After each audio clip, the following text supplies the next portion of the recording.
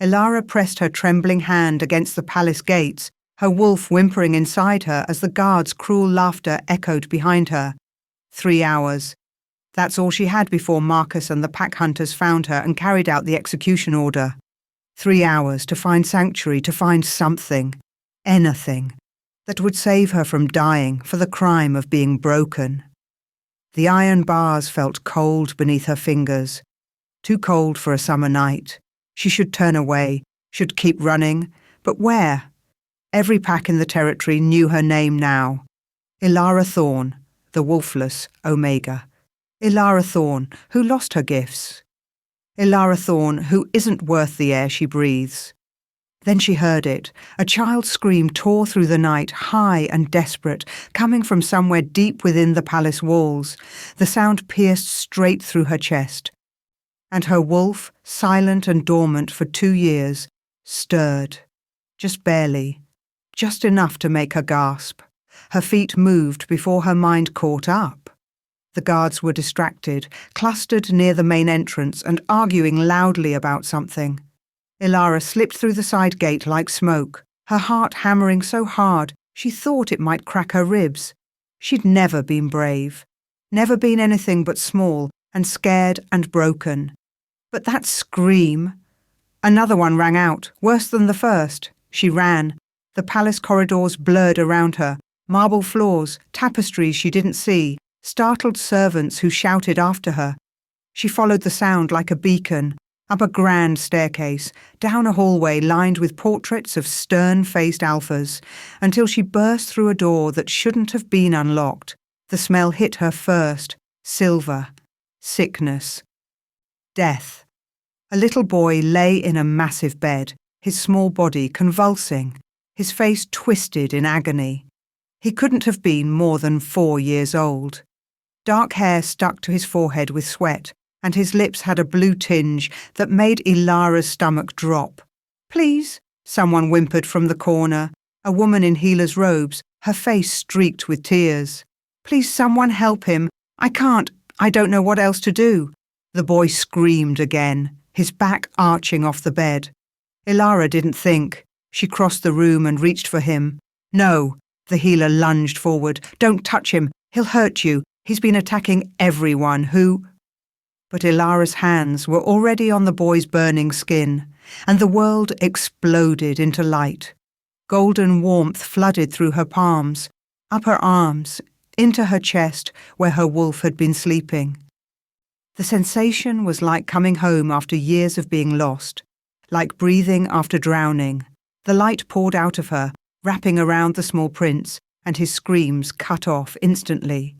The boy's eyes flew open, bright amber, just like his wolf, and he stared at her with wonder. "You're warm," he whispered, his little fingers wrapped around her wrist. "Everyone else is cold." Tears blurred Ilara's vision. "I know, sweetheart, I know." The silver poisoning in his blood called to her gift like iron to a magnet. She could feel it, could see it in her mind's eye. Dark threads woven through his small body, choking the life from him. Her healing gift, dormant for so long she'd thought it dead, reached out and began to unravel the poison strand by strand. The boy's breathing evened out. The blue tinge faded from his lips. His grip on her wrist loosened as his eyes drifted closed, and for the first time in what must have been weeks, he fell into peaceful sleep. Ilara sagged forward, exhausted, her forehead resting against the edge of the bed. The golden glow faded from her hands, leaving them pale and shaking. She'd done it. She'd actually— The door slammed open with enough force to crack the wood against the wall. "What the hell is going on in—" The voice cut off abruptly. Ilara's head jerked up and she found herself staring into the face of Alpha King Caelan Ashford. He was massive, well over 6 feet of pure muscle and raw power, with dark hair and eyes that flashed between human green and wolf amber. He wore the exhaustion of a father who'd been watching his child die, the fury of a king whose orders had been disobeyed. And something else, something that made her wolf wake up completely and howl. Their eyes met, His wolf surged forward, visible in the glow of his eyes, and a single word rumbled from his chest like thunder. Mine. Ilara couldn't breathe.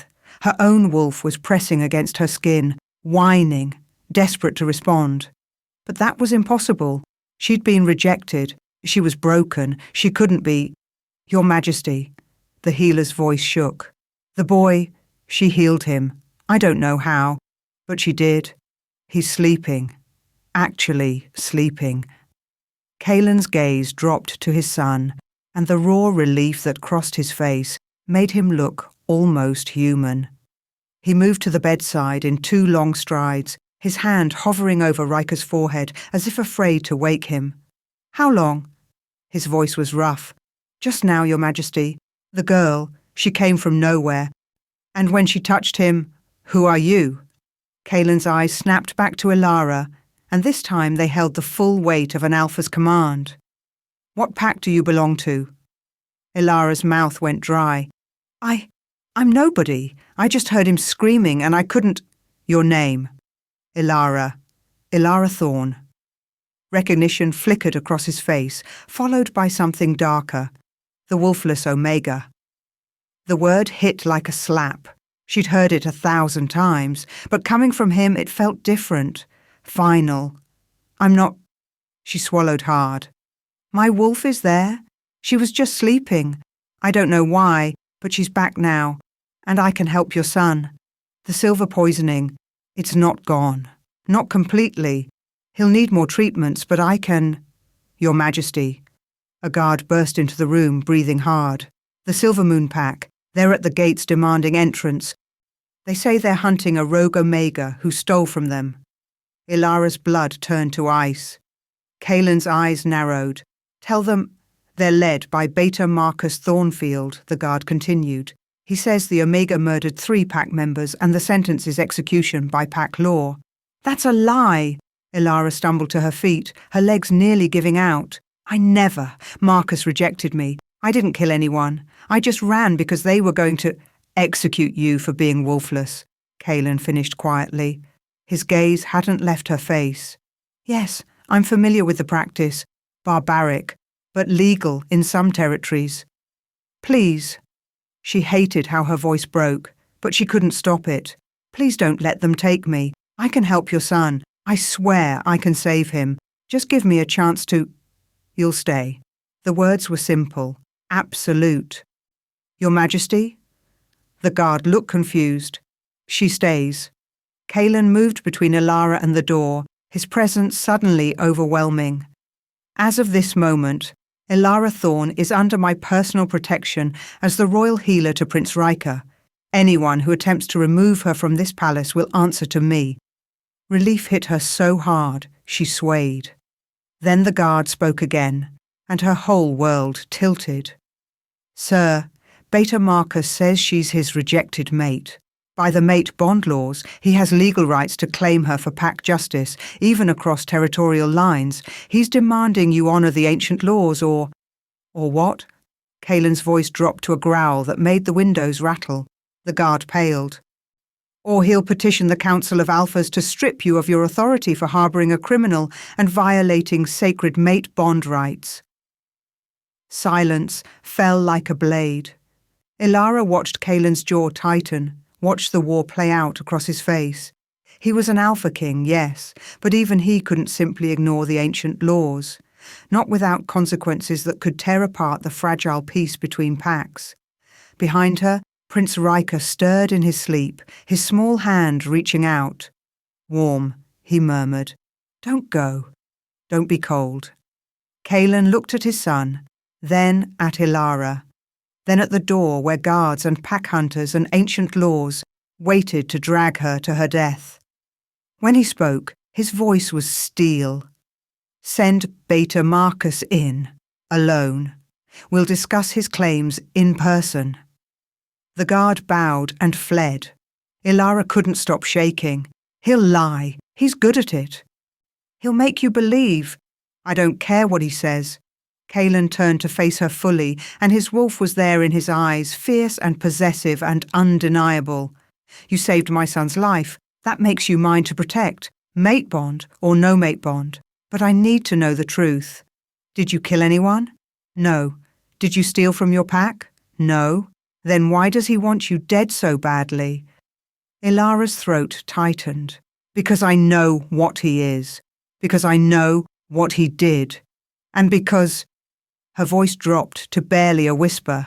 Because the night he rejected me, I saw him murder the former beta to take his position, and he knows I can identify him.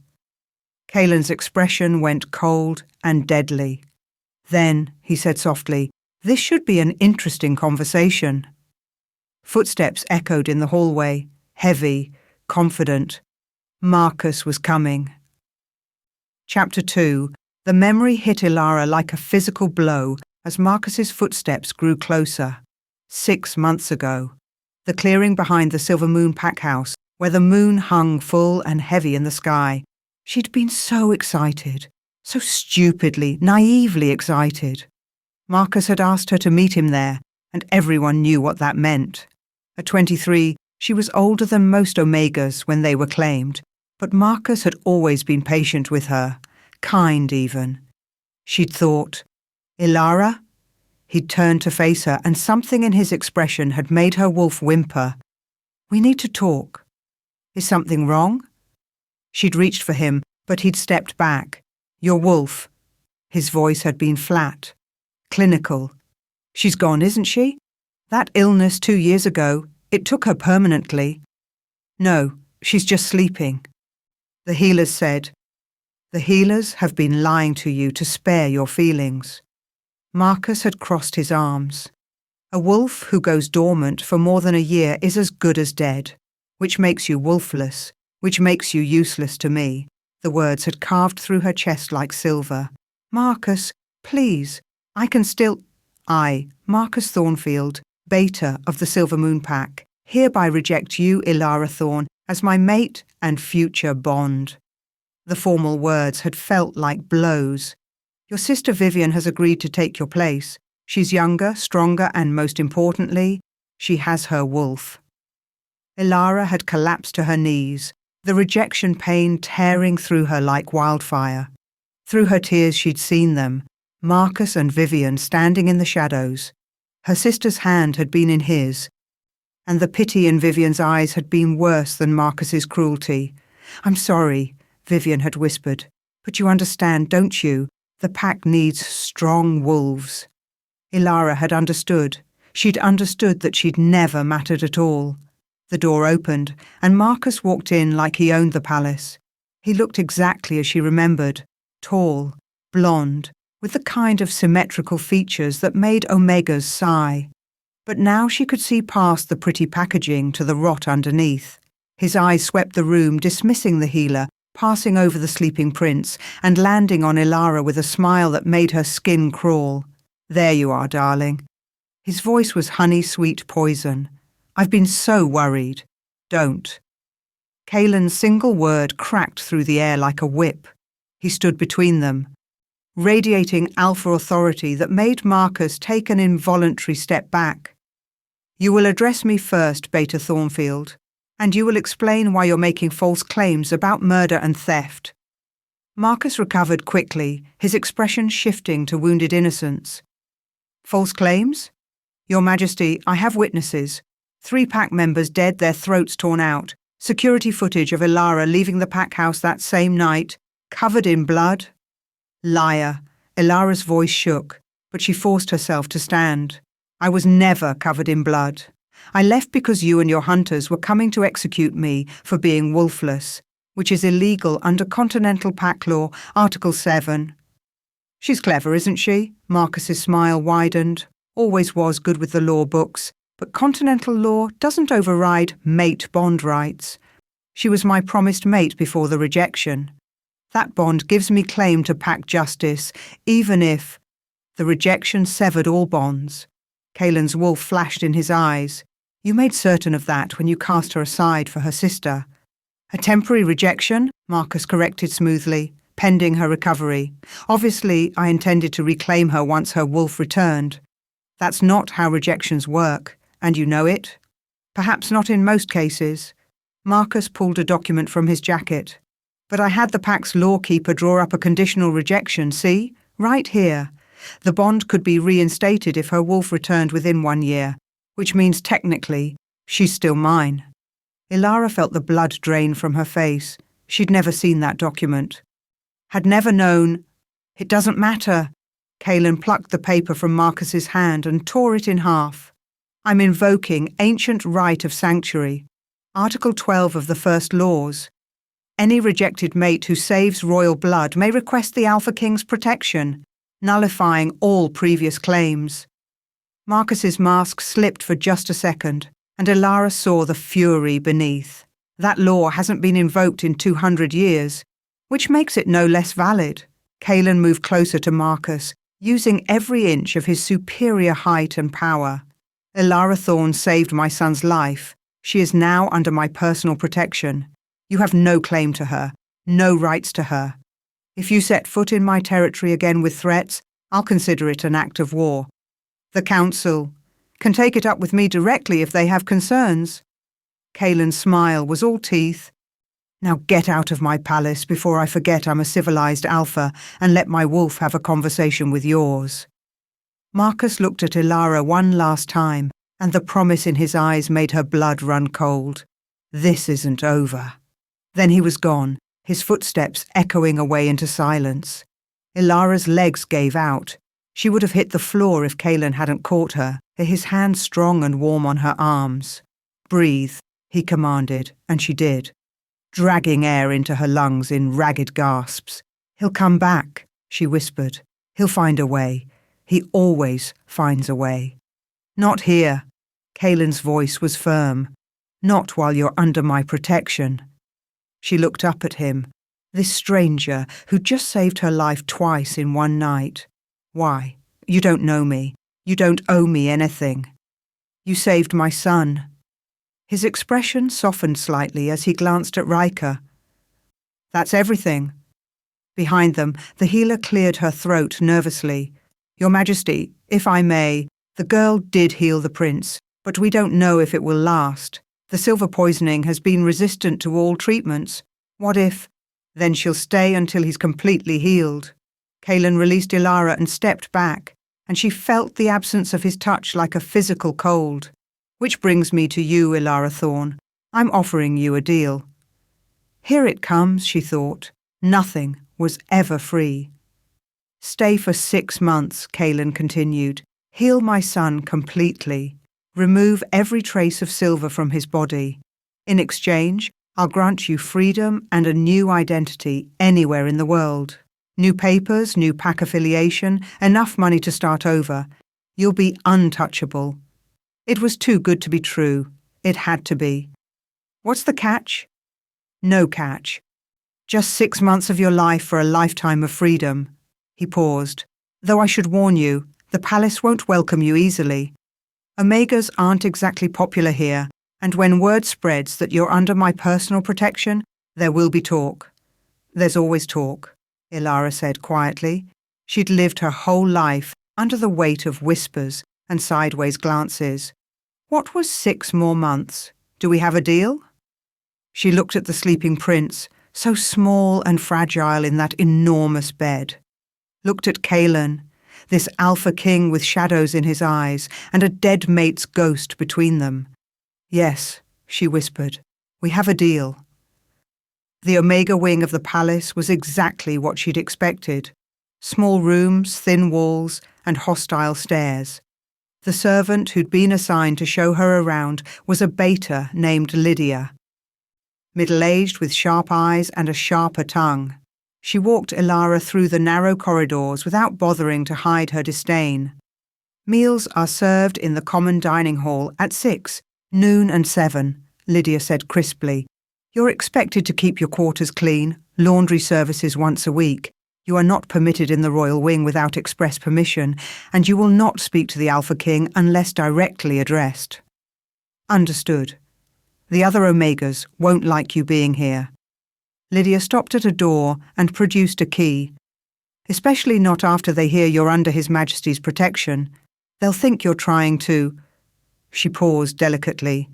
Replace The late Queen. Ilara's stomach turned. I'm not. Doesn't matter what you are. Matters what they think you are. Lydia unlocked the door and pushed it open. This is yours. Don't cause trouble, and maybe you'll survive the 6 months. The room was small but clean. A narrow bed, a dresser, a window that looked out over the palace gardens. It was more than she'd had in months of running. Thank you, Ilara said, but Lydia was already walking away. She closed the door and leaned against it, exhaustion crashing over her in waves. She'd done it. She was safe. For 6 months at least, she had a purpose and a place to... Her wolf stirred, uneasy. Something's wrong here. The voice whispered in her mind, clearer than it had been in 2 years. Can't you feel it? She could. The palace felt wrong, like a beautiful facade hiding rot underneath. And there was something about Kaelan, about the way his wolf had reacted to her. No, she couldn't think about that. Wouldn't think about that. She'd been rejected once. She wouldn't survive it again. The first 2 weeks fell into an uncomfortable rhythm. Ilara spent her days in Prince Riker's room, her hands glowing gold as she carefully drew the silver poison from his small body. The boy had taken to her immediately, refusing to eat unless she sat with him, refusing to sleep unless she held his hand. It was exhausting and heartbreaking, and the first time in years that Ilara had felt truly needed. Kaelan appeared twice a day like clockwork, once in the morning, once at night. He never stayed long, never spoke more than was necessary, but Ilara felt his presence like electricity in the air. His wolf was always there, just beneath his skin, watching her with an intensity that made her hands shake. He never touched her, never came close enough for their skin to meet. It was deliberate, and they both knew it. The palace staff treated her like a ghost. They brought food trays and left them without a word, cleaned the room while she was gone, and vanished before she returned. The few times she'd tried to speak to other Omegas in the common areas, they'd turned their backs on her. Only Prince Riker seemed happy she existed. Tell me another story, he demanded one afternoon, his head in her lap as she ran her healing light through his system. About the brave Omega. I've told you that one 3 times already. So, it's my favourite. He looked up at her with those devastating amber eyes. I like how she's small but strong, like you. Ilara's throat tightened. I'm not strong, sweetheart. Yes, you are. Papa said so. Your papa said that? Riker yawned, the healing always making him drowsy. He told Uncle James that you were the bravest wolf he'd ever met because you survived when everyone tried to break you, and that, another yawn, that you saved me when nobody else could. Ilara blinked back tears and stroked his dark hair. Your papa is a very kind alpha. He's sad, though. Riker's voice was getting softer. Ever since Mama died, he doesn't smile anymore. Do you think you could make him smile? I don't think it works that way, little prince. Could try, he mumbled, and then he was asleep. Ilara was carefully extracting her hand when the door opened. Kaelan stood in the doorway, and for a moment, neither of them moved. He wore casual clothes instead of his usual formal attire, dark jeans and a fitted shirt that did nothing to hide the strength beneath, and his hair was slightly mussed, as if he'd been running his hands through it. He looked tired, human, achingly vulnerable. How is he? His voice was low, careful not to wake his son. Better. The silver is almost gone from his lungs and heart. Another week, maybe 2, and he should be completely clear. She paused. He's a fighter? Like his mother? Something flickered across Kaelan's face, gone too quickly to identify. And like you, apparently. Your Majesty. Kaelan. He moved into the room, and Ilara's wolf perked up instantly. When it's just us, call me Kaelan. That doesn't seem appropriate. Neither does you saving my son's life, but here we are. He stopped at the bed's edge, looking down at Riker with such raw love that it hurt to witness. "I need to move you." Ilara's heart skipped. "Move me where?" "Here, to the prince's quarters." He gestured around the lavish room. "He's been having nightmares when you're not present, crying out for you. The healers think—" He hesitated. "They think he's bonded to you somehow, that your healing gift created a connection, and being separated from you causes him pain." "Oh." Ilara looked at the sleeping child, her chest tight. "I didn't mean to. It's not your fault, but it means you'll need to stay close. These quarters adjoin my private chambers." His jaw tightened. "I know it's not ideal, but I'll do it." The words came without hesitation. "If it helps him, I'll do whatever you need." Their eyes met, and something passed between them. Understanding, maybe. Or recognition. Two broken people trying to protect a child who deserved better than the cards he'd been dealt. "Thank you," Kaelin said quietly. He reached out to adjust Riker's blanket, and his hand brushed Ilara's. The world exploded. Lightning shot up her arm, through her chest, detonating in her heart like a supernova. Her wolf howled, and somewhere far away she heard Kaelin's wolf answer with a roar that shook the walls. The mate bond. The one she'd thought was impossible, the one that couldn't exist because he'd had a mate and she'd been rejected, snapped into place like a rubber band pulled too tight and finally released. "Mate!" her wolf screamed. "Mate! Mate! Mate!" Kaelin jerked back as if he'd been burned, his eyes wide with horror. "No." The word was guttural. "No, that's not. That can't." Ilara couldn't breathe, couldn't think. The bond was there, bright and terrible and undeniable, singing through her veins like liquid gold. "I don't." She scrambled to her feet, putting distance between them. "I wasn't trying to." "I know." He looked shattered. "God, I know. But it doesn't matter. I can't." His hands fisted at his sides. "I swore on Serena's grave that I would never take another mate. That bond died with her, and I won't dishonor her memory by— I'm not asking you to." Ilara's voice was shaking so hard she could barely force the words out. "I don't want this either.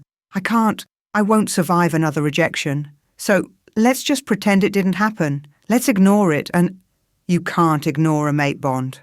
Watch me." She was already moving toward the door. "I'll stay for Riker. I'll heal him and keep my distance from you, and in 6 months I'll be gone."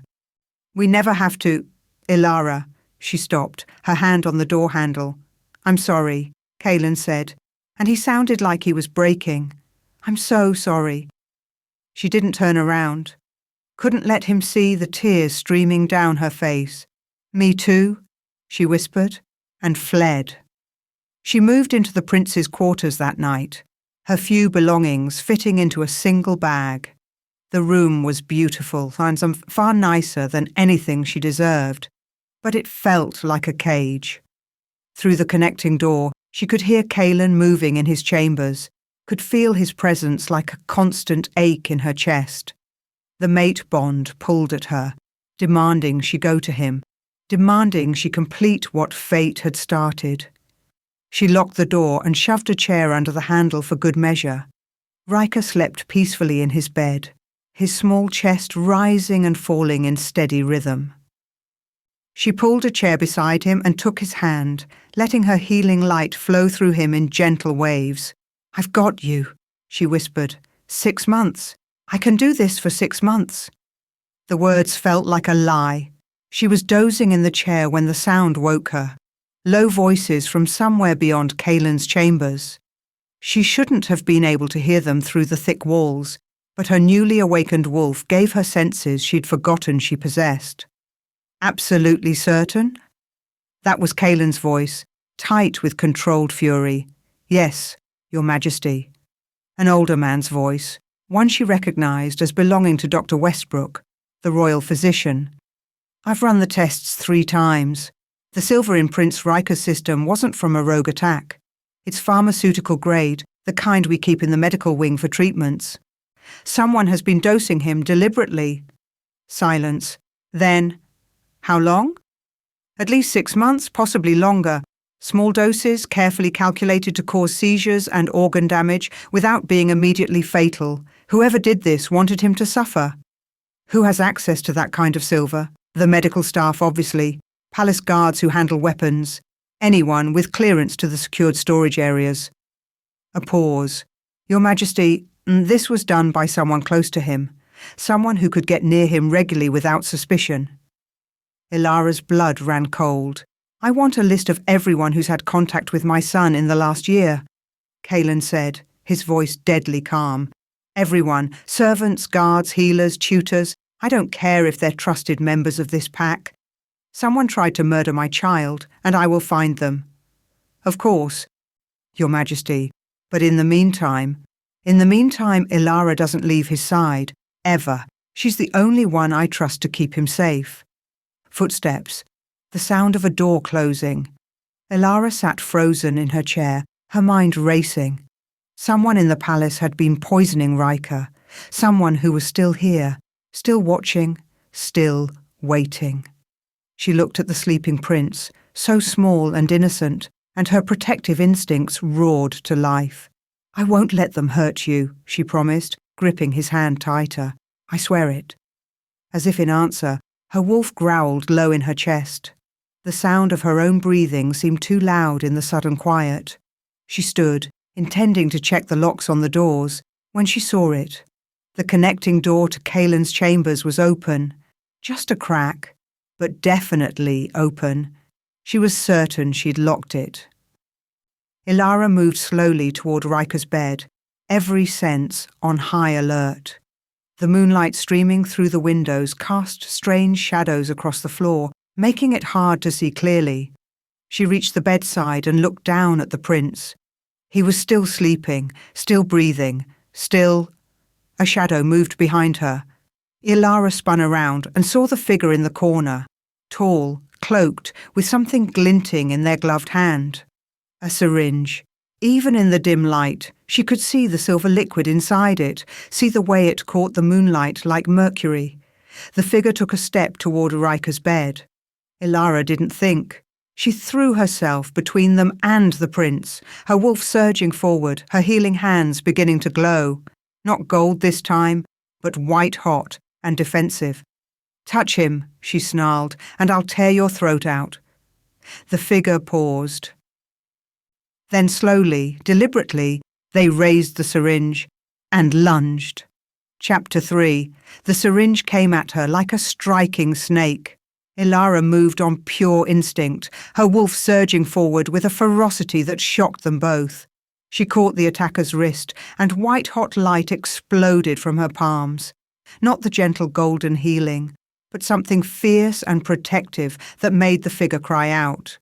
The syringe fell, shattering on the marble floor, silver liquid pooling like mercury.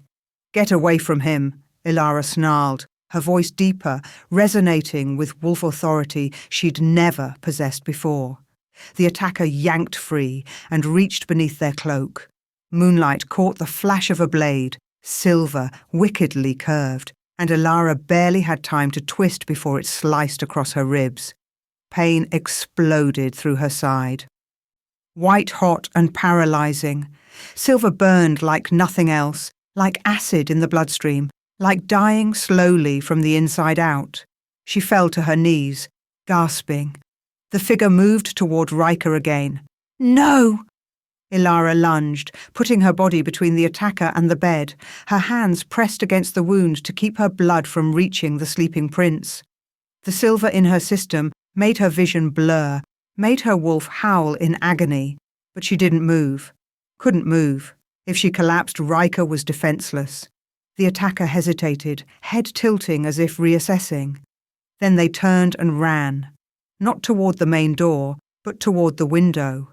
They moved with supernatural speed, and before Ilara could even cry out, they'd thrown open the glass and vanished into the night.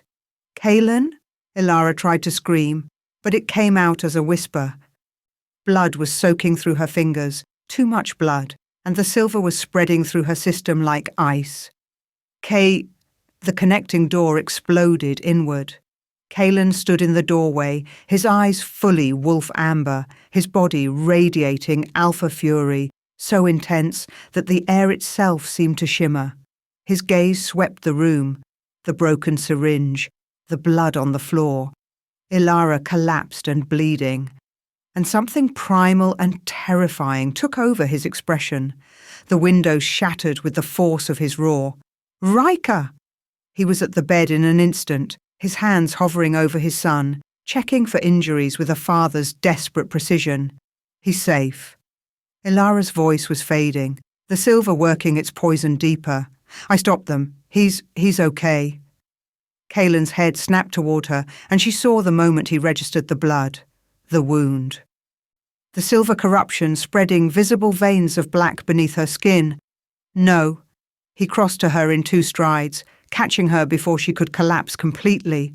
"No, no, guards! Someone get Dr. Westbrook now." "Window," Ilara managed, her head falling against his chest. They went through the window, cloaked. Syringe was for Riker. More silver. I know. Stay with me." His hands were gentle despite his panic, carefully lifting her, and the mate bond flared between them like wildfire. Even through the silver's poison, she could feel it, his fear, his rage, his bone-deep need to protect her. "You're not dying. Do you hear me? You don't get to die." "Not planning," she coughed, tasting copper. "Not planning to." Guards burst into the room, weapons drawn, but Kalen's snarl sent them staggering back. "Get out!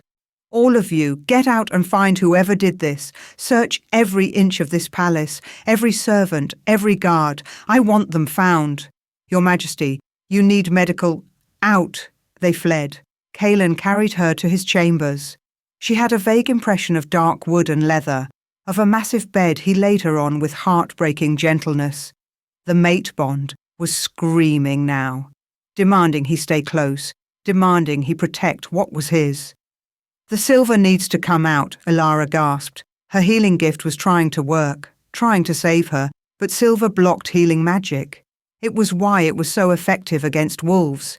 Have to cut it out before—" "I know." His jaw was tight as he grabbed medical supplies from somewhere, his movements precise despite the tremor in his hands. "This is going to hurt. Already hurts. It's going to hurt more." He wasn't wrong. The next 10 minutes were agony.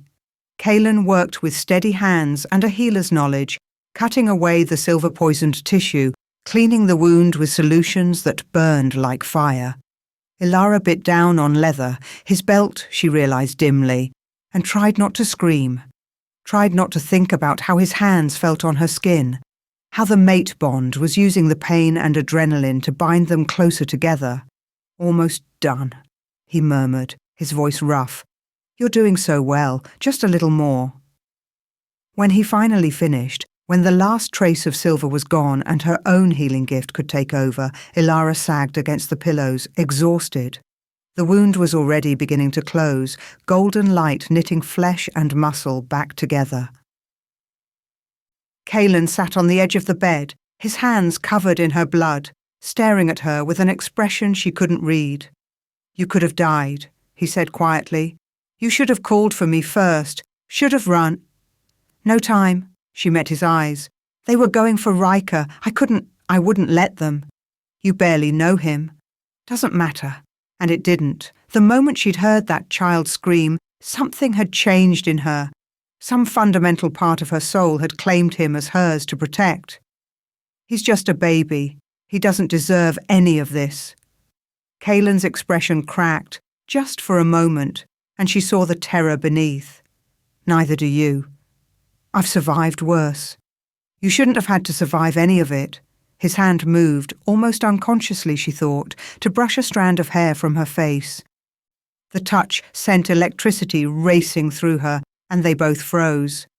"This bond, we don't have to talk about it." "Yes, we do."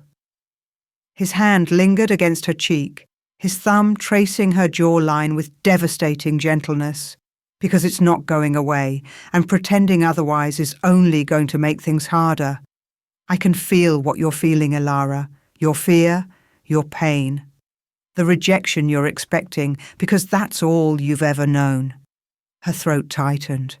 Kaylin, I'm not going to reject you. The words came out fierce, certain. I can't promise you a fairy tale, can't promise I'll ever be ready for what this bond wants, but I won't cast you aside. I won't let anyone hurt you. You have my word on that. It wasn't a declaration of love, wasn't even close to acceptance. But after a lifetime of being disposable, it felt like everything. Okay, she whispered. Okay. They stayed like that for a long moment, his hand on her face, her blood on his hands, the mate bond humming between them like a living thing. Then Riker's small voice came from the other room. Papa? Ilara? Why did the windows break? The spell shattered. Kaylin was on his feet instantly, moving back to his son's room. Ilara followed more slowly, her newly healed ribs still tender, and found Kaylin holding Riker against his chest, murmuring reassurances. Just a bad storm, little prince, nothing to worry about. But I heard yelling and... Riker's eyes found Ilara and his face crumpled. You're hurt. I can smell blood. I'm fine now. She crossed to them, kneeling beside the bed so she was at eye level with the boy. See? All healed. Your papa took very good care of me. Someone tried to hurt you? Someone very stupid, Kaylin said grimly. But they won't get another chance. I promise you that. Riker reached for Ilara's hand, his small fingers wrapping around hers. You saved me again, didn't you? That's my job now, remember? I'm your healer. No. Riker's voice was serious, wise beyond his 4 years. You're more than that. You're... He looked at his father, then back at her. You're like Mama. You make the bad things go away. Ilara's chest constricted. Oh, sweetheart. But Kaylin's expression had gone carefully blank, and she knew she'd just crossed into dangerous territory. Dawn came grey and cold. Kaylin had refused to let Ilara return to her own quarters, not that she had quarters anymore, since she'd moved into Riker's room. Instead, she'd stayed in his chambers, sleeping in a chair by his door while he'd spent the night prowling the palace, hunting for the attacker. They'd found nothing. No trace of the cloaked figure, no evidence beyond the broken syringe and Ilara's blood. Whoever had tried to kill Riker had vanished like smoke. By the time the sun rose, Kaylin was in a cold rage that had the entire palace walking on eggshells. Ilara found him in his study, maps and documents spread across a massive oak desk. He'd changed clothes, the blood-stained ones were gone, but he still looked like he hadn't slept in days. You should rest, she said from the doorway. Can't. He didn't look up from the papers. Too much to do. I've got guards interviewing every staff member, checking backgrounds, looking for connections to... He stopped abruptly. To what? To a lot of things. He finally raised his head, and the exhaustion in his eyes made her want to reach for him. My late mate's family. Rival packs who'd benefit from Riker's death. Council members who've been pushing for me to remarry and produce more heirs. Ilara moved into the room, drawn by something she couldn't name. Can I ask you something? You just did? Can I ask you something else? A ghost of a smile touched her lips. What really happened to Queen Serena? Palace gossip says a rogue attack, but you don't believe that. Kaylin leaned back in his chair, studying her. Smart. Neither do I. The admission shocked her into silence.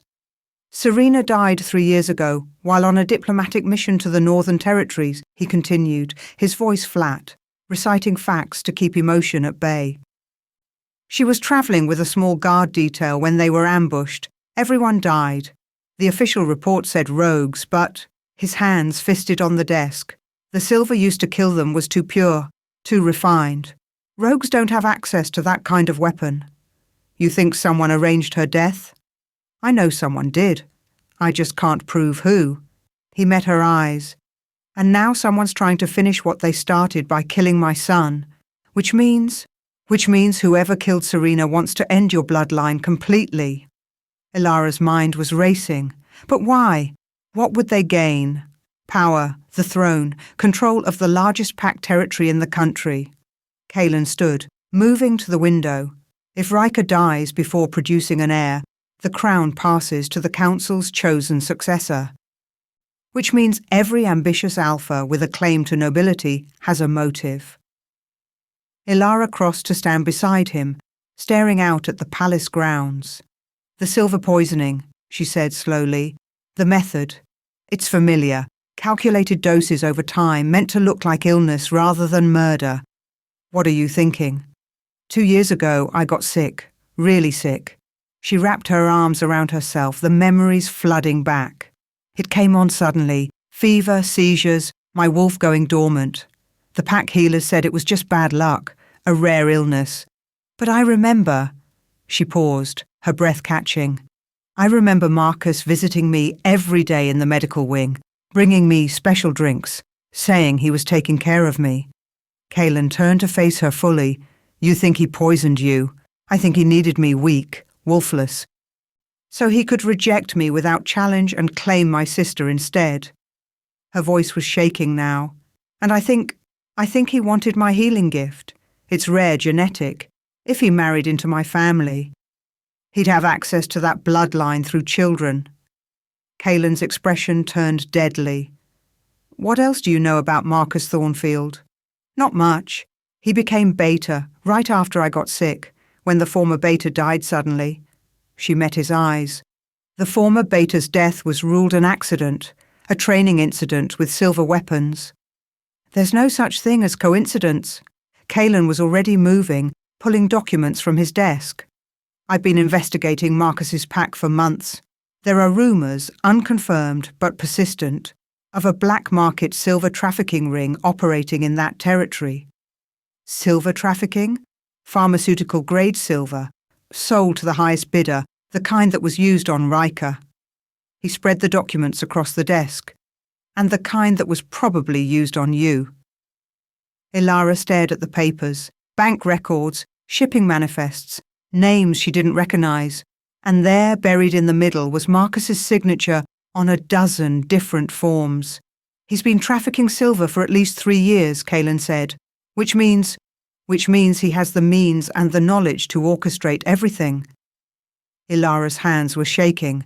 The attack on Serena, the poisoning of Riker, my illness, all of it connected through Marcus and his black market contacts. But why? What does he gain from destroying my family? I don't know.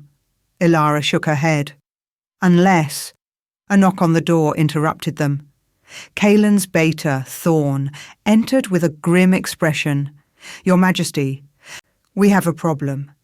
Beta Marcus Thornfield and his mate Vivian are at the gates demanding an audience. They're claiming Miss Ilara stole pack property, specifically her healing gifts, and they want compensation. Kaelin's expression went arctic. Tell them... There's more. Thorn's jaw tightened. The council has requested a formal meeting tonight. They want to discuss the succession line and your duty to choose a new queen from the noble families. They've made it clear that a rejected Omega with a criminal history isn't an acceptable option. The words hung in the air like a death sentence. Ilara took a step back, her chest tight. I should go. This is pack politics, and I'm not... You're not going anywhere. Kaelin's voice was steel. Thorn, tell the council I'll meet with them. And tell Marcus and Vivian they can join us for dinner tonight. I want them where I can see them. Your Majesty, is that wise? Probably not. Do it anyway. Thorn bowed and left. Ilara turned to Kaelin, her heart racing. You don't have to fight the council for me. I'm not worth that kind of political battle. Let me decide what you're worth. He moved closer, his presence overwhelming in the confined space. And right now, you're worth more than every noble family in this kingdom combined, because you're the only one who can save my son. That's not the only reason. The words escaped before she could stop them. No, he admitted quietly. It's not. The mate bond pulled tight between them, desperate and undeniable. Then Riker's voice called from the other room, Mama, Papa, I'm hungry. Ilara froze. He called me. Mama, Kaelin's expression was unreadable. He's been doing it since yesterday. I didn't want to tell you because... He stopped, his jaw working.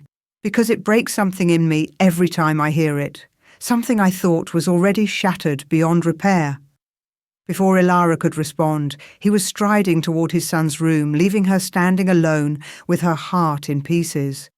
The dinner was a nightmare, dressed in formal attire. The palace's grand dining hall gleamed with crystal and silver. An ironic choice, Ilara thought, given the circumstances. She sat at Kaelin's right hand, wearing a borrowed dress that felt too fine for someone like her, hyper-aware of every hostile stare from the assembled nobles and council members. Marcus and Vivian sat directly across from them. Her sister looked radiant, glowing. Actually, in a way that made Ilara's stomach sink even before Vivian smiled and placed a hand over her still flat stomach. "Thank you for receiving us, Your Majesty," Marcus said smoothly. He'd dressed for the occasion, all polish and charm.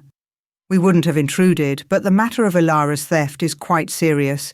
Healing gifts are considered pack assets after all.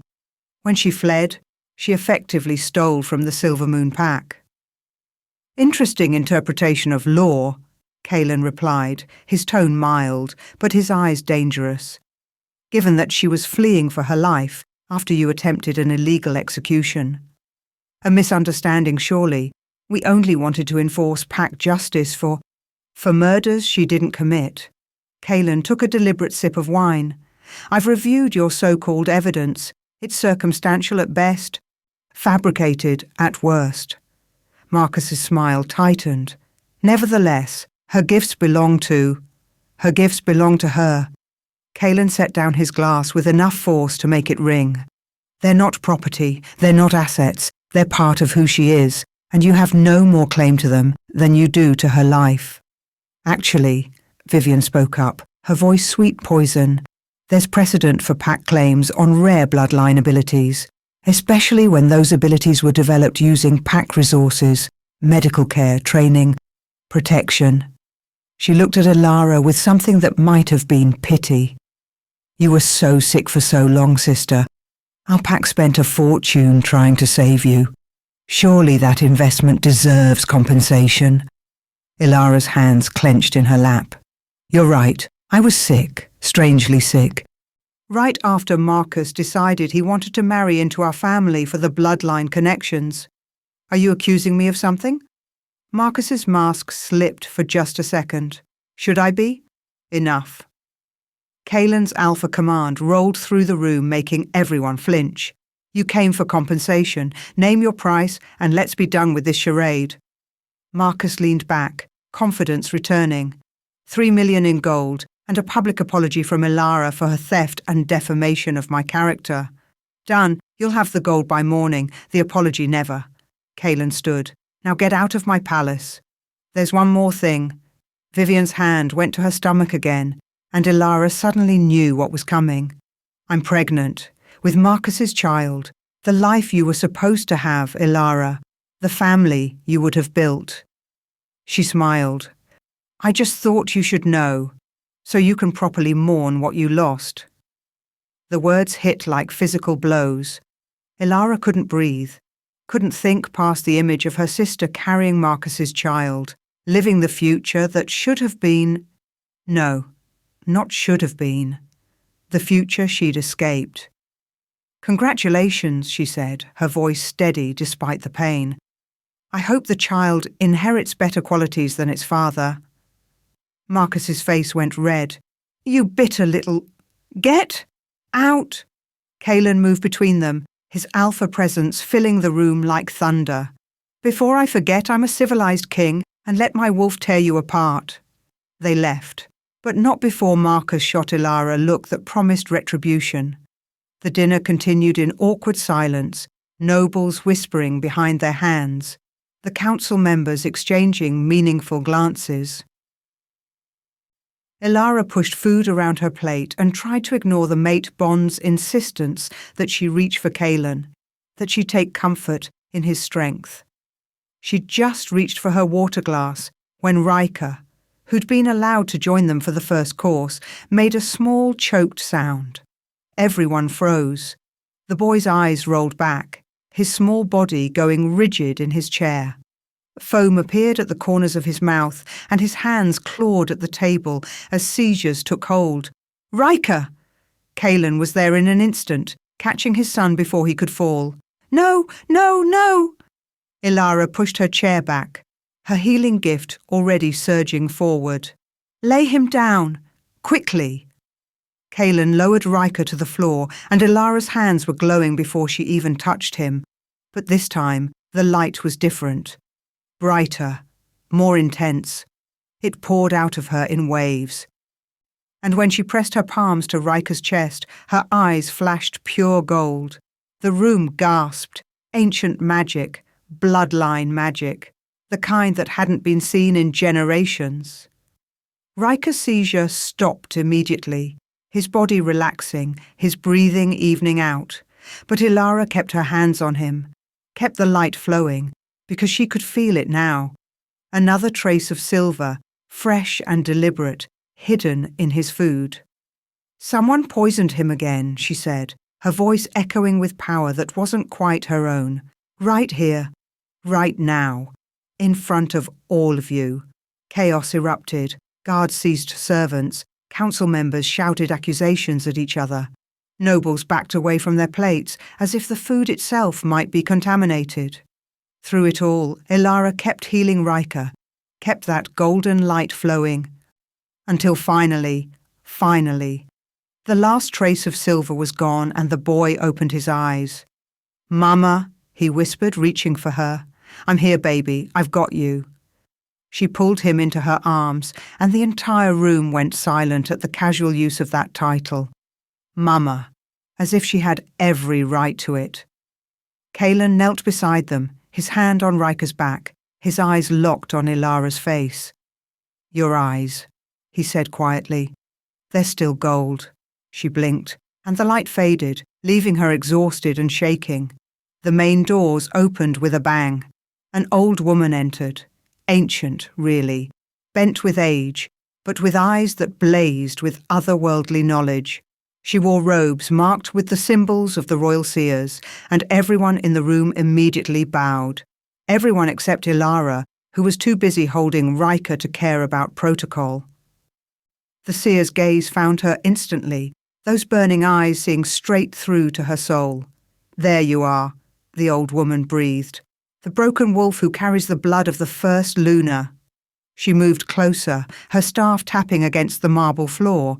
"I've been searching for you for 3 years, ever since the true queen died and left her throne empty." "I'm not a queen," Ilara said weakly. "No. You're something far more dangerous." The seer raised her staff, and the crystal at its tip began to glow. "Hear the prophecy, children of the moon. The broken wolf carries the blood of the first Luna. She will either save the kingdom or destroy it. Her power will reshape the pacts, will overturn the old laws, will bring either salvation or ruin." The crystal's glow intensified, filling the room with blinding light. "And beware," the seer's voice rose to a terrible crescendo, "for the true enemy wears a crown of false love. The one who smiles while holding the knife, the one who killed a queen and hunts a prince. The betrayer stands among you now, wearing trust like a mask, and soon they will strike at the heart of all you hold dear." The light exploded outward. When Ilara's vision cleared, the seer was gone, vanished as mysteriously as she'd appeared, and the room had descended into shouting chaos. But all Ilara could focus on was Kaelin's face, pale with shock, as he stared at her like she was both his salvation and his doom. "Who are you?" he whispered. "I don't know," Ilara admitted, looking down at her still glowing hands. "I don't know any more." And somewhere in the shadows of the palace, someone smiled at the chaos and began to plan their next move. Chapter 4, the palace archives smelled like old paper and secrets. Ilara sat at a massive oak table, surrounded by leather-bound volumes so ancient the pages crumbled at the edges. Kaelin paced behind her, radiating tension that made the air feel electric.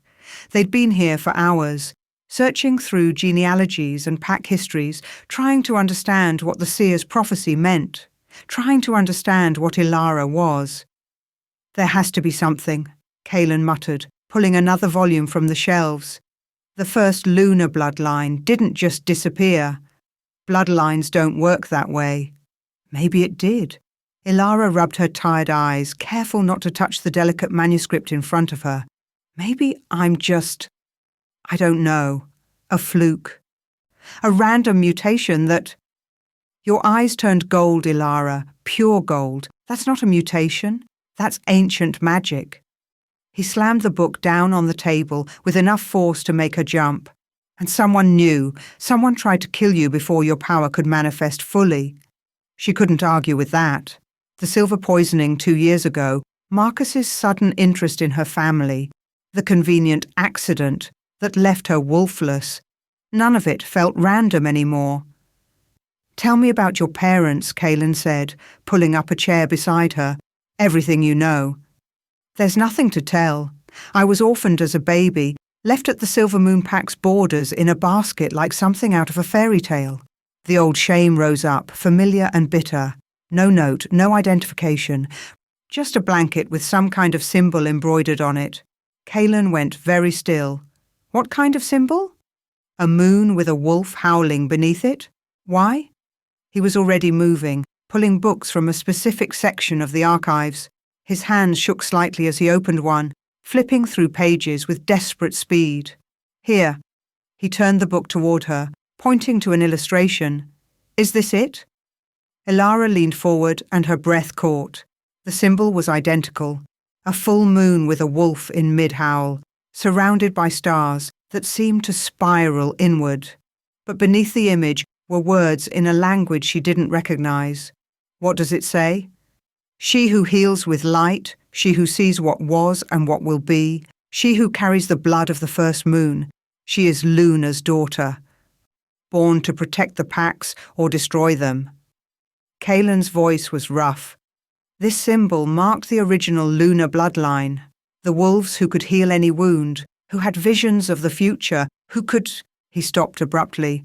Who could what? Who could challenge an alpha's authority with their own power? He met her eyes. The original Lunars weren't subservient mates, Ilara. They were equals, sometimes even stronger than their alpha partners. That's why the bloodline was systematically hunted and eliminated 300 years ago. The ruling alphas feared them. The word settled over her like a shroud. "You're saying I'm descended from a bloodline that was genocided because they were too powerful? I'm saying you're the first one to manifest in 3 centuries, and if word gets out..." He didn't finish the sentence, didn't need to. "People will try to kill me. Again." Ilara laughed, but it came out bitter. "Wonderful. Just what I always wanted. To be even more of a target. No one's going to touch you."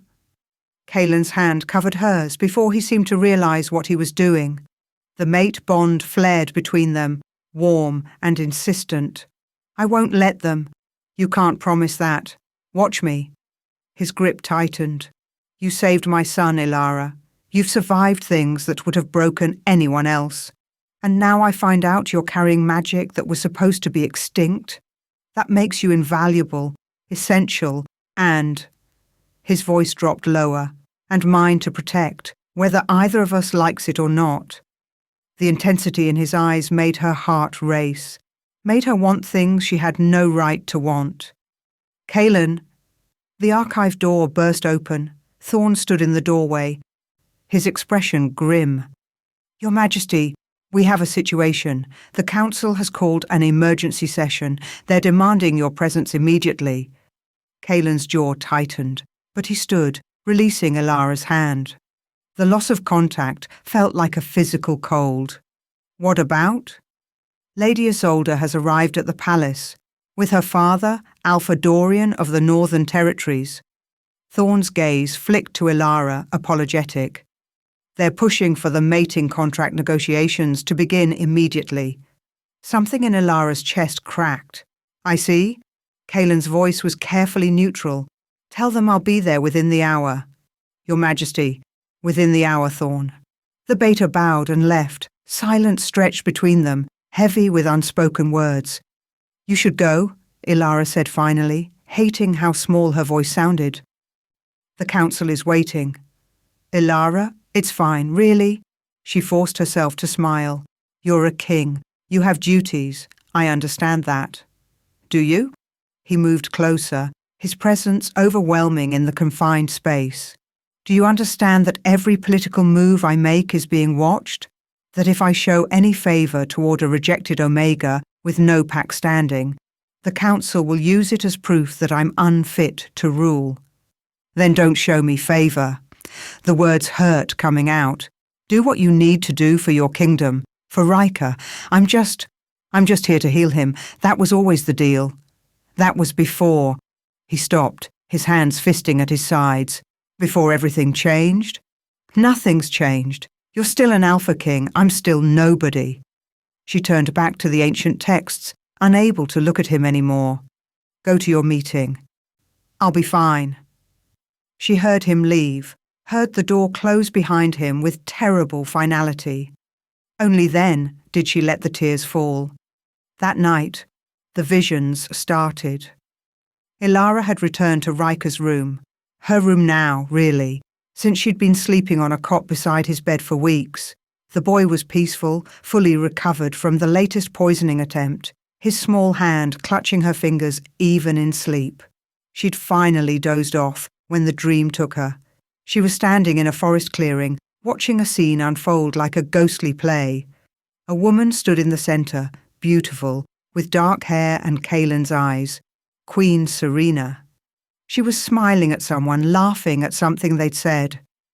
You've always been such a good friend, Serena said warmly. I don't know what I'd do without you. You'll never have to find out, came the response. A woman's voice, cultured and sweet. I'll always be here for you. For both of you. Serena accepted a cup of tea, still smiling, still trusting. And as she drank, Ilara saw it. The slight grimace, the way Serena's hand went to her throat, confusion crossing her face. Something's wrong, the Queen whispered. I feel... Shh. The other woman moved closer, and Ilara finally saw her face. Blonde hair. Perfect features. And on her right hand, a ruby ring that caught the moonlight like blood. It'll be over soon. Just let it happen. You? Serena's voice was disbelieving. But why? Because he was supposed to be mine. The blonde woman knelt beside the dying queen, her expression almost tender. We grew up together. I loved him first. I loved him best. But he chose you. Some common pack wolf with no real power, no real bloodline. It wasn't fair. Isolde, Serena gasped, silver poisoning spreading visible black veins across her skin. Please, Riker will die too eventually. Weak bloodline, weak child. But don't worry. I'll give Kaelin strong heirs. Proper heirs. Isolde stood, brushing off her dress. Tell him I'm sorry if you can. But we both know you won't make it long enough to say anything at all. Serena collapsed, and Isolde simply walked away, leaving the Queen to die alone in the forest. Ilara woke up screaming. Kaelin burst through the connecting door within seconds, his eyes wild. What happened? Are you hurt? Is it Riker? Vision. She was shaking so hard her teeth chattered. I saw how Serena died, how she was really killed. His face went white. What? It wasn't rogues, it was... She stopped, trying to organize the images flooding her mind. It was someone she trusted. Someone with blonde hair and a ruby ring. Someone who said she'd loved you first. That's impossible. Serena's guards were with her when... Were they? Or did someone arrange for them to be elsewhere? Ilara grabbed his arm, desperate to make him understand. This is what lunar bloodline wolves can do. We see things, true things. Past, present, future. It all bleeds together sometimes. And I saw your mate die, Kaelin. I saw who killed her. Who? His voice was barely a whisper. Before she could answer, Rika stirred. "Mama? Why are you crying?" The title still made them both freeze, but Kalen recovered first. He moved to his son's bed, smoothing back the boy's dark hair. "Ilara, just had a bad dream, little prince. Go back to sleep. Will you both stay with me?" Rika's eyes were already closing again. "Don't like being alone. We'll stay." Kalen looked at Ilara over his son's head. "Both of us." They sat on either side of Rika's bed, neither speaking, until the boy's breathing evened out into sleep. The silence stretched, heavy with everything unsaid. "Tell me," Kalen finally said. "Tell me who you saw." "I need to be sure first. Need to see if—" She stopped, a plan forming. "Is there a formal event coming up? Something where all the nobles would be present? The midsummer ball is in 3 days. Why?" "Because I need to see her again, the woman from my vision. I need to confirm—" She met his eyes across Rika's sleeping form. "I need to see if she's here, in your palace, still wearing that ring." Understanding dawned on his face, followed by cold fury. "You think someone at court killed Serena? I know someone did. I just need to prove it." The next 3 days were torture. Kalen spent hours in council meetings, negotiating terms for a potential mating contract with Lady Isolde. Ilara tried not to think about it, tried to focus on Rika's continued healing and her research into her own bloodline. But the mate bond made it impossible to ignore. She felt everything. Kalen's frustration, his conflict, and underneath it all, a deep current of attraction he was desperately trying to suppress. It was killing them both. Rika, at least, was thriving. His seizures had stopped completely, his appetite returned, and he spent his days following Ilara around the palace like a devoted shadow. The servants had started calling her the prince's mother when they thought she couldn't hear. It hurt. All of it hurt. On the afternoon of the ball, Thornda found her in the gardens, with Rika. "Miss Ilara," he bowed formally, his expression troubled. "His Majesty requests your presence at tonight's ball." "I don't think that's—" "He insists, says you're under his protection, which means you have standing to attend court functions." Thorn held out a small box. "He had this made for you." Inside was a dress, midnight blue silk that shimmered like starlight, simple but elegant, expensive, the kind of thing a king gave to someone he— No, she couldn't think like that. "Tell him I'll be there," she said quietly. Thorn nodded and left. Rika tugged on her hand. "You're going to look so pretty, Mama, like a real princess." "I'm not a princess, sweetheart." "You are to me," he grinned up at her, "and to Papa, even if he's too scared to say it." Out of the mouths of babes, indeed. The ball was already in full swing when Ilara arrived. The grand ballroom gleamed with crystal chandeliers and polished marble. Nobles dressed in their finest swirled across the dance floor, and the air hummed with music and laughter and the subtle crackle of pack politics. Ilara stood at the entrance in her borrowed dress, feeling like an imposter. Then Kalen saw her. He was across the room, surrounded by council members and nobles, but his eyes found her instantly. The mate bond pulled tight between them, and for a moment the entire ballroom seemed to fade into background noise. He looked devastating in formal attire, all sharp lines and barely contained power, and the way he was looking at her. "So you're the little Omega everyone's talking about." Ilara turned to find a woman standing beside her, blonde hair in an elegant updo. Perfect features that belonged in a painting, and on her right hand, a ruby ring. "Lady Isolde," Ilara said, keeping her voice steady despite her racing heart. "I've heard so much about you." "Have you?" Isolde's smile was warm, friendly, completely at odds with the monster from Ilara's vision. "How strange. I haven't heard anything about you at all. Well, except the rumours that you're Kalen's new— what was the phrase? Charity project?" The barb landed, but Ilara refused to flinch. "I'm Prince Rika's healer." "Of course. How noble." Isolde's gaze swept over her, assessing and dismissive. That dress is lovely. A gift from His Majesty? Yes. How generous of him. The words dripped with false sweetness, though I suppose he does have a history of taking in strays.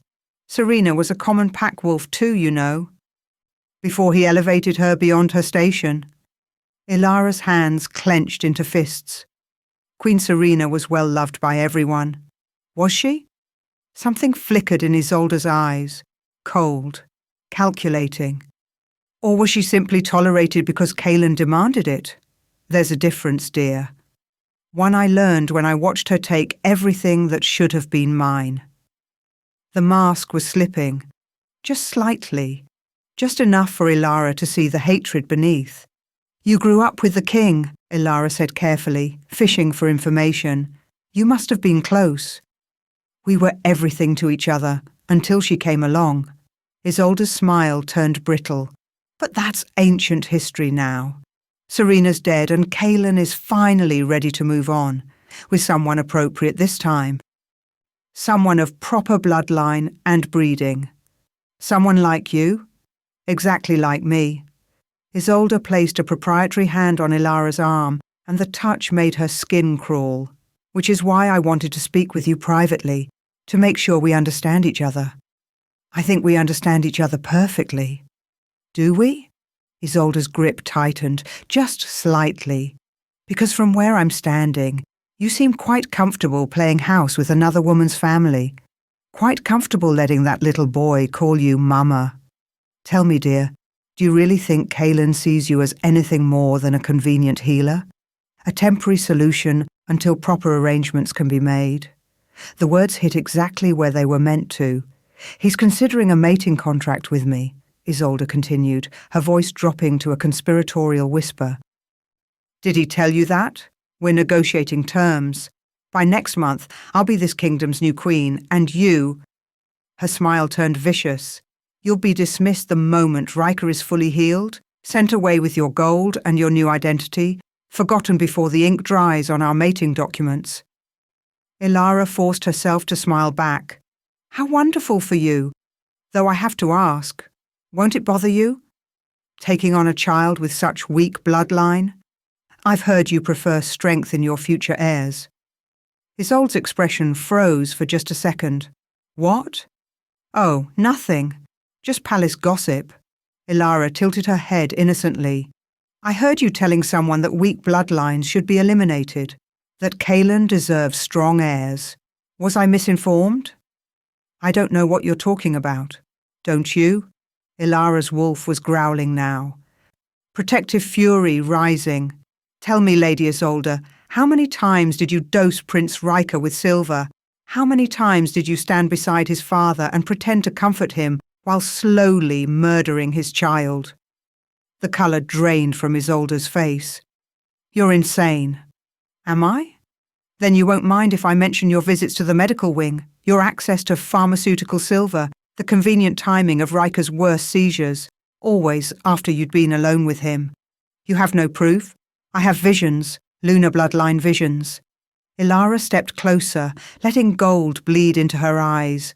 I saw what you did to Serena, saw you poison her in the forest while whispering about how Kaelin should have been yours, and I'm going to make sure everyone else sees it too. Isolde's mask shattered completely. Her face twisted with hatred so pure it was almost beautiful. You stupid little Omega, she hissed. Do you really think anyone will believe you? You're nothing. No pack, no standing, no credibility. I'm a lady of the Northern Territories, Serena's best friend, her maid of honour. She laughed, cold and sharp. Who do you think they'll believe? They'll believe me. Both women spun around. Kaelin stood behind them, his face carved from ice and fury. And beside him, Thorn, holding a small recording device that had captured every word. This ballroom has been equipped with surveillance magic since Serena's death, Kaelin said, his voice deadly calm. Every conversation, every whisper, recorded and stored. I've been waiting 3 years for her killer to slip up, to say something that would give them away. His eyes locked on Isolde. Thank you for being so obliging. Isolde backed away, her composure crumbling. Kaelin, please, You don't understand. I did it for us. For the kingdom. She was weak, and that boy is weak, and you deserve better. You murdered my mate. Each word fell like a blade. You poisoned my son. You stood beside me at Serena's funeral and let me grieve while you planned your next move. I loved you. Isolde's voice rose to a shriek. I've always loved you. We were supposed to be together, but you chose her. And then that child came along with her tainted bloodline, and I couldn't let you waste your life on... Guards, Kaelin's command cut through her hysteria. Take Lady Isolde into custody. Charge her with the murder of Queen Serena, the attempted murder of Prince Riker, and treason against the crown. Guards materialized from the shadows, seizing Isolde's arms. She struggled, still screaming. You'll regret this. That Omega will destroy you. Her bloodline is cursed. Everyone knows the Lunas were dangerous, unstable. She'll turn on you just like they turned on the ancient Alphas. You're choosing your own destruction. I'm choosing justice. Kaelin's eyes blazed amber. And I'm choosing to protect what's mine, which is something you should have understood before you touched my family. They dragged Isolde away, her screams echoing through the suddenly silent ballroom. Every noble, every council member, every servant stared at the scene with shock and horror. Kaelin turned to Ilara, and the mate bond thrummed between them, raw and powerful. You knew, he said quietly. Your vision. It was Isolde. Yes. Her voice shook. I saw her kill Serena, saw her poison Riker. I needed her to confess. Needed proof beyond my word. You used yourself as bait. I used what I had. Something in his expression cracked. You could have been killed.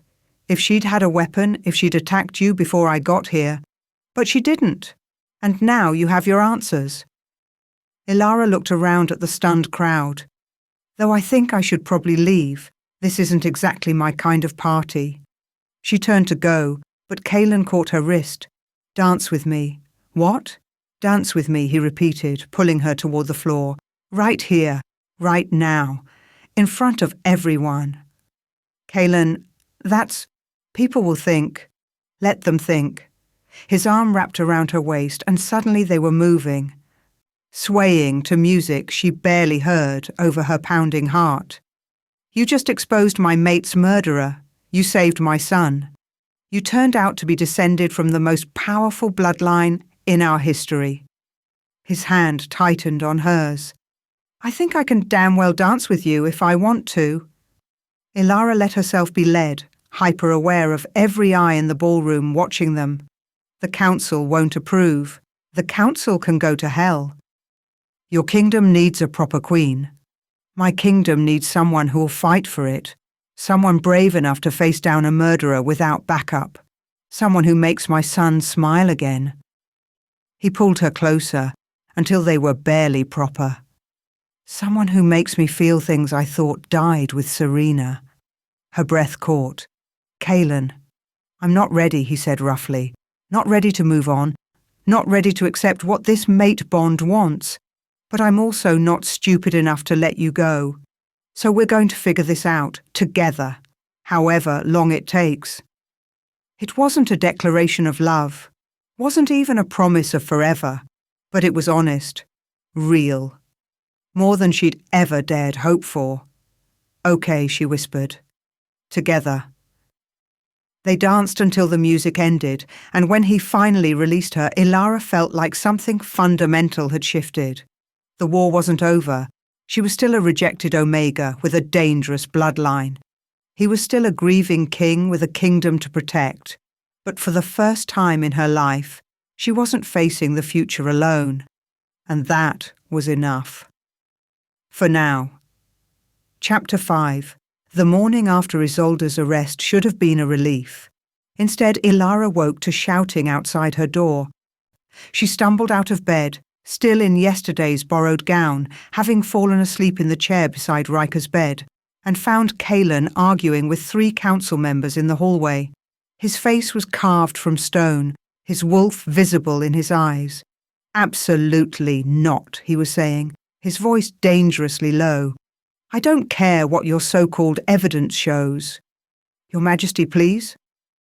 That was Councillor Brennan, an older alpha with silver hair and calculating eyes. We understand your attachment to the girl, but the facts are undeniable. What facts? Ilara moved into the doorway, drawing their attention. What's going on? The councillors exchanged glances, and her stomach sank. Brennan pulled a folder from his jacket, handling it like it contained something toxic. We received these documents this morning. Communications between you and Beta Marcus Thornfield, dated over the past 6 months, planning to destabilize the kingdom, weaken the Alpha King's position, and ultimately seize control through manipulation of the air. The words hit like physical blows. That's insane. I haven't spoken to Marcus since he rejected you? Brennan's voice was polite poison. Or since you two devised this elaborate scheme. Tell me, Miss Thorne, was the plan always to use your healing gifts to make yourself indispensable? To worm your way into the prince's affections, into the king's bed? And then... Enough. Kaelin's command cracked through the hallway like thunder. I've seen these documents, they're forgeries. The handwriting analysis can be faked. Everything can be faked. Kaelin moved to stand beside Ilara, his presence a solid warmth at her back. Isolde had months to prepare contingency plans. She knew if she was caught, she'd need a scapegoat. Or, another councillor spoke up. Lady Meredith, sharp-featured and hostile. The Omega is exactly what she appears to be, a clever manipulator using her rare bloodline to seduce you into making catastrophic political decisions. My decisions are my own. Are they? Meredith's expression was pitying. Your Majesty, we understand grief. We understand loneliness. But this girl, she appears from nowhere, displays magic that hasn't been seen in centuries, and within weeks, you're dancing with her publicly? Rejecting noble mating contracts. It looks like enchantment. Like dark magic. It looks like a mate bond, Kaelin said flatly. Which apparently threatens you more than actual treason. The mate bond can be rejected, Brennan said, for the good of the kingdom. Silence fell like a blade. Ilara felt her world tilting. You're asking him to... We're not asking. Meredith stepped forward, her voice taking on the formal cadence of pack law. The council has voted, 6-3. Ilara Thorne is to be exiled from this kingdom, effective immediately. Any attempt to return will be considered an act of war. You can't... Ilara's voice broke. Riker still needs... The prince has recovered sufficiently. We'll find another healer. Brennan's eyes were cold. You have until sundown to leave the territory. Guards will escort you to the border. This is illegal, Kaelin snarled. I'm still Alpha King. The council advises. But I command. The council can override an Alpha King's judgment when he's been compromised. Meredith pulled out another document. Ancient Law, Article 19. When an Alpha shows signs of enchantment or mental instability, the council may intervene for the protection of the pack. I'm not enchanted, You're displaying all the classic signs. Irrational attachment to an outsider. Rejection of suitable mates. Prioritizing personal desires over kingdom stability. She looked at him with something almost like sympathy. We're trying to save you, Your Majesty, before this Omega destroys everything you've built. Ilara's wolf was howling inside her, desperate and furious. But what could she do? She had no pack standing, no political power, no way to fight council law. I'll go, she said quietly. Ilara. No. I'll go, she repeated, looking up at Kaelin. The mate bond was screaming between them. Agony at the thought of separation. I won't be the reason they question your authority. Won't be the excuse they use to undermine everything you fought for. This isn't over, his hands fisted at his sides. I'll find a way to... Your Majesty, Brennan interrupted. Please don't make this harder than it needs to be. The girl will be given safe passage, a new identity as originally promised, and enough gold to start over. She'll be fine. She'll be alone, Ilara thought. Again, always alone. But she forced herself to nod. I need to say goodbye to Riker. That's not advisable, Meredith said. The boy has grown too attached. A clean break would be, I'm saying goodbye to him. Ilara's voice came out harder than she'd intended, touched with alpha command that shouldn't have been possible for an Omega. Or I'll make sure every pack in this kingdom knows you're exiling the lunar bloodline wolf who saved your prince's life. See how that plays politically. The councillors exchanged uneasy glances. 10 minutes. Brennan finally conceded. Supervised. Ilara turned away before they could see her tears. Riker was in the gardens, playing with toy soldiers under a servant's watchful eye. He looked up when Ilara approached, his face lighting up with pure joy. Mama! Did you come to play with me? The title shattered something in her chest. She knelt beside him, pulling him into a hug that probably lasted too long. Hey, little prince, I need to talk to you about something. Okay. He pulled back, his amber eyes, so much like his father's, searching her face. Why are you sad? Because I have to go away for a while. His expression crumpled. No, you can't. You're my healer. You're my... His voice dropped to a whisper. You're my mama now. I know, baby, I know. She cupped his small face in her hands. But sometimes grown-ups have to do things they don't want to do, things that don't make sense but are important anyway. Is it because of the bad people? The ones who hurt me? No, sweetheart, the bad people are gone, a lie, but a necessary one. I have to go help some other wolves who need me, but I'll always remember you, always. When will you come back? Never. I don't know. Tears spilled down his cheeks. But who will keep the bad dreams away? Who will make the gold light when I'm scared? Your papa will. He's strong enough to protect you from anything. She kissed his forehead. And you're strong too, so brave. You're going to grow up to be an amazing alpha someday. I don't want to be an alpha. I want you to stay. I know. Her own tears were falling now, hot and unstoppable. I'm so sorry, Riker. I'm so sorry. A servant touched her shoulder. Time's up, miss. Ilara stood on shaking legs, and Riker grabbed her hand. Please don't go, please. I'll be good. I'll be so good. Just don't leave me like... His voice broke. Like Mama did. The words destroyed her. She couldn't speak, couldn't breathe, could only turn and walk away while Riker's sobs echoed behind her. The servant was trying to comfort him, but nothing worked. His cries followed her all the way back to the palace, a soundtrack to her breaking heart. Kaelin was waiting in her room. Riker's room, really. His expression murderous. I'm going to fight this, he said without preamble. I'll challenge the council vote, invoke emergency powers if I have to, and tear the kingdom apart? Ilara started gathering her meagre belongings, needing something to do with her hands. They're looking for any excuse to question your leadership. Don't give them one. You're my mate. I'm a liability. She folded a borrowed dress with shaking hands. A rejected Omega with a dangerous bloodline and no political standing. They're right to be worried. They're wrong about you. Are they?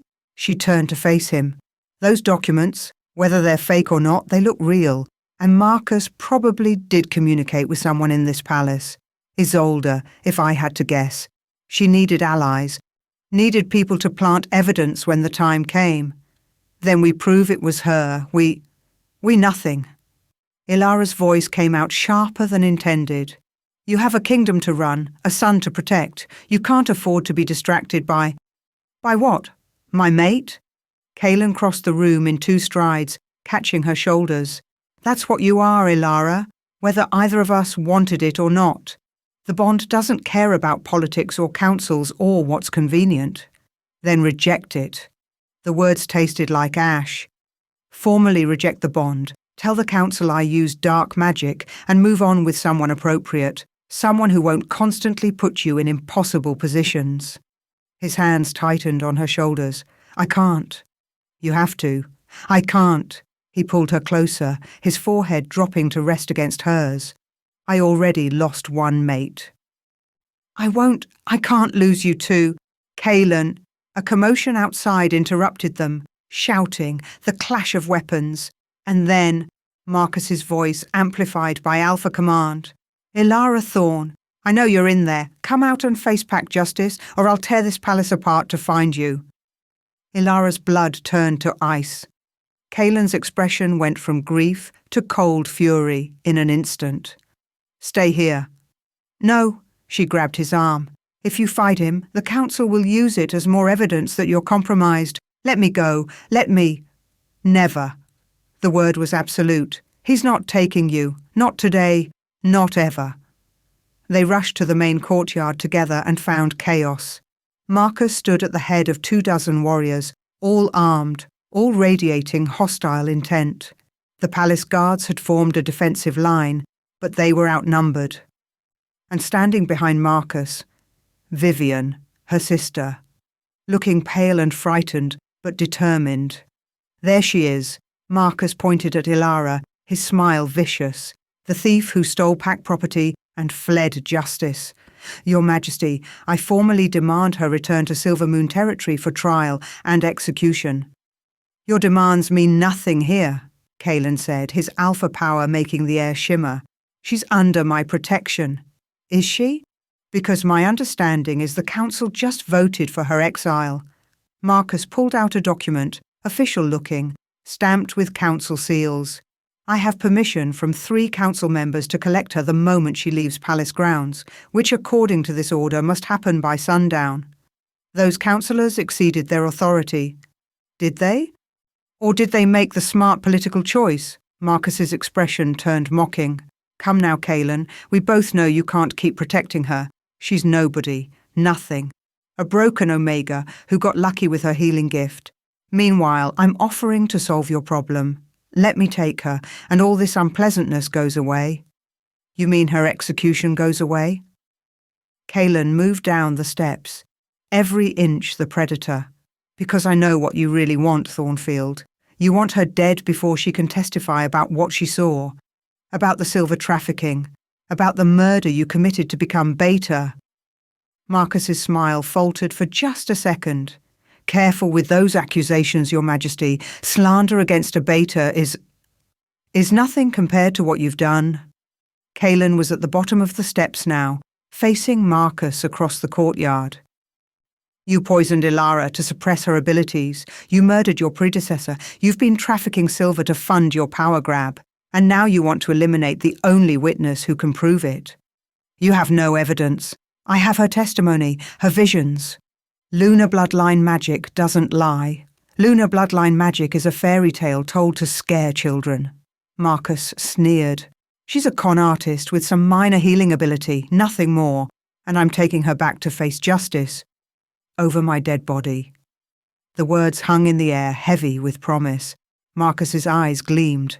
"Is that a challenge, Alpha King?" "It's whatever you want it to be, but you're not touching her."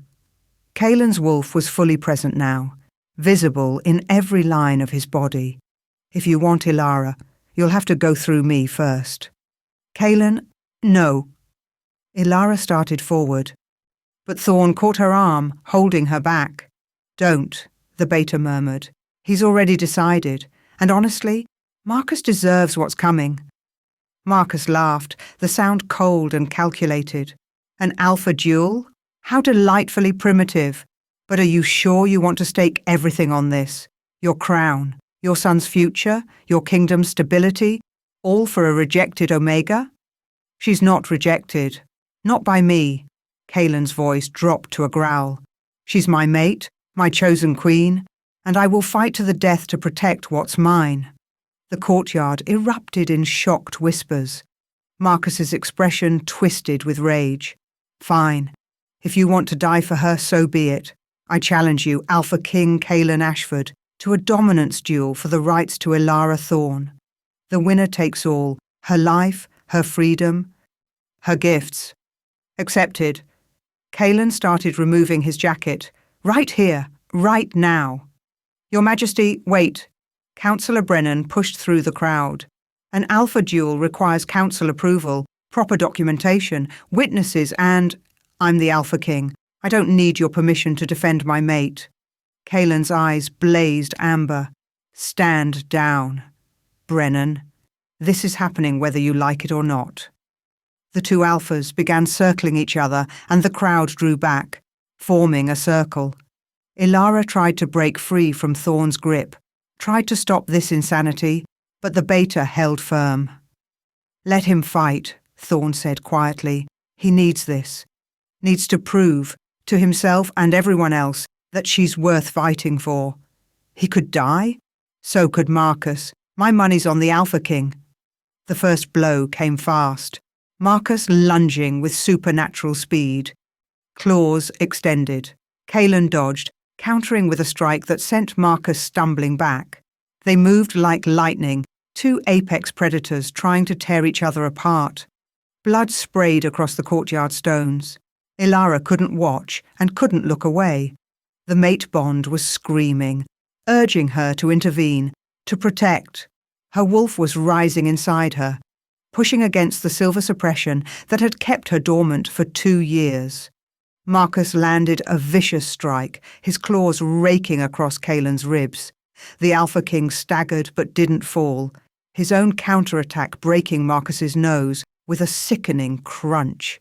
"Give up," Kaelin snarled. "Leave my territory and never come back." "Never." Marcus wiped blood from his face. "She's mine. By blood, by pack law, by right of... She's not yours." She never was. Kaelin's next strike sent Marcus crashing into the courtyard wall. "You rejected her, cast her aside like she was nothing. You don't get to reclaim her now. I can do whatever I want. You're nothing." Kaelin was on him again, relentless. "Nothing but a coward who poisons young girls and murders elders to steal power. You're not fit to breathe the same air as her." Marcus's eyes narrowed, and Ilara saw the moment he decided to play dirty. His hand went to his belt, pulling something free, a silver blade, illegal in alpha duels. "Kaelin, watch out!" Ilara screamed. But she was too far away and Marcus was too fast. The blade flashed in the sunlight, arcing toward Kaelin's unprotected throat. Something inside Ilara snapped. Power exploded outward from her core, shattering the silver suppression like glass. Her wolf surged forward, not slowly, not gradually, but all at once. 2 years of pent-up energy releasing in a supernatural flood. White light flooded the courtyard, blinding and pure. When it cleared, Ilara stood transformed. Her wolf form was massive, larger than any Omega had a right to be, with pure white fur that seemed to glow from within. Lunar bloodline magic crackled around her like electricity, and her eyes blazed with ancient power. The entire courtyard fell silent. Ilara moved between Kaelin and Marcus, her growl resonating with alpha command that made even the warriors step back. The silver blade in Marcus's hand melted, reduced to slag by the sheer force of her presence. "Touch him," she snarled, her voice deeper, resonating with supernatural authority, "and I will tear you apart." Marcus stumbled backward, his face pale with shock and something that might have been fear. That's impossible. White wolves are extinct." Ilara took a step forward and Marcus retreated. "Is that what you thought? Is that what you told yourself when you poisoned me? That you'd successfully eliminated the last lunar bloodline wolf?" "I didn't." "You did." Another step. "You recognized what I was before I did. Saw the potential in my bloodline and decided to suppress it before I could become a threat. But you failed, Marcus. I'm awake now, and I remember everything." Behind her, Kaelin had shifted to his wolf form, a massive black alpha with amber eyes. Together they must have made a sight, night and day, shadow and light, perfectly balanced, perfectly matched. "The duel is over," Thorn called out, his voice carrying across the courtyard.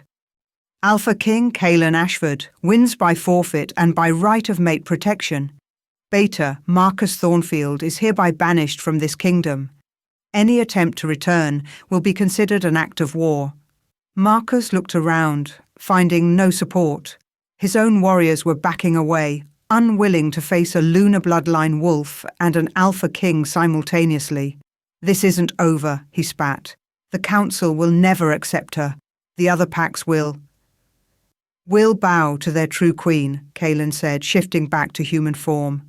Blood dripped from his wounds, but his voice was steady. Because I'm claiming her. Right here, right now, in front of all of you. Ilara Thorne is my mate, my chosen queen, and anyone who has a problem with that can take it up with me personally. The mate bond, already strong, solidified into something unbreakable. Ilara felt it snap into place like a key turning in a lock, and her wolf howled with triumph.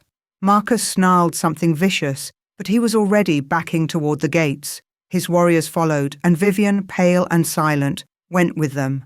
Victory should have been sweet. Instead, Ilara felt a cold dread settling in her stomach. Something was wrong. Something was... Your Majesty! A guard burst into the courtyard, panic evident in every line of his body. The palace? People are falling sick, dozens of them. Servants, guards, even some of the council members. They're showing signs of silver poisoning. Kaelan's expression went from triumphant to horrified in an instant. What? It's in the water supply, Thorne said, already moving toward the palace. Someone must have... A slow clap echoed across the courtyard. Everyone turned to find Isolde standing in one of the high windows, her wrists still bound, but her expression victorious. Congratulations on your mating, she called down, her voice carrying with supernatural clarity. Such a beautiful ceremony, such a touching declaration. Her smile turned vicious. Too bad everyone in this palace is going to die. Kaelan's hands fisted. What did you do? What I had to. Isolde leaned against the window frame, casual despite the restraints. I've been poisoning the water supply for weeks, slow doses, carefully calculated. By now, hundreds of wolves have ingested enough silver to kill them. They just don't know it yet. You're insane, Ilara breathed. I'm desperate. Isolde's eyes locked on Kaelan. I loved you. Since we were children, I loved you. And you never saw me. Never chose me. First Serena. Now this Omega. What do I have to do to make you understand that we're supposed to be together? You killed Serena, Kaelan said, his voice shaking with rage. You poisoned my son.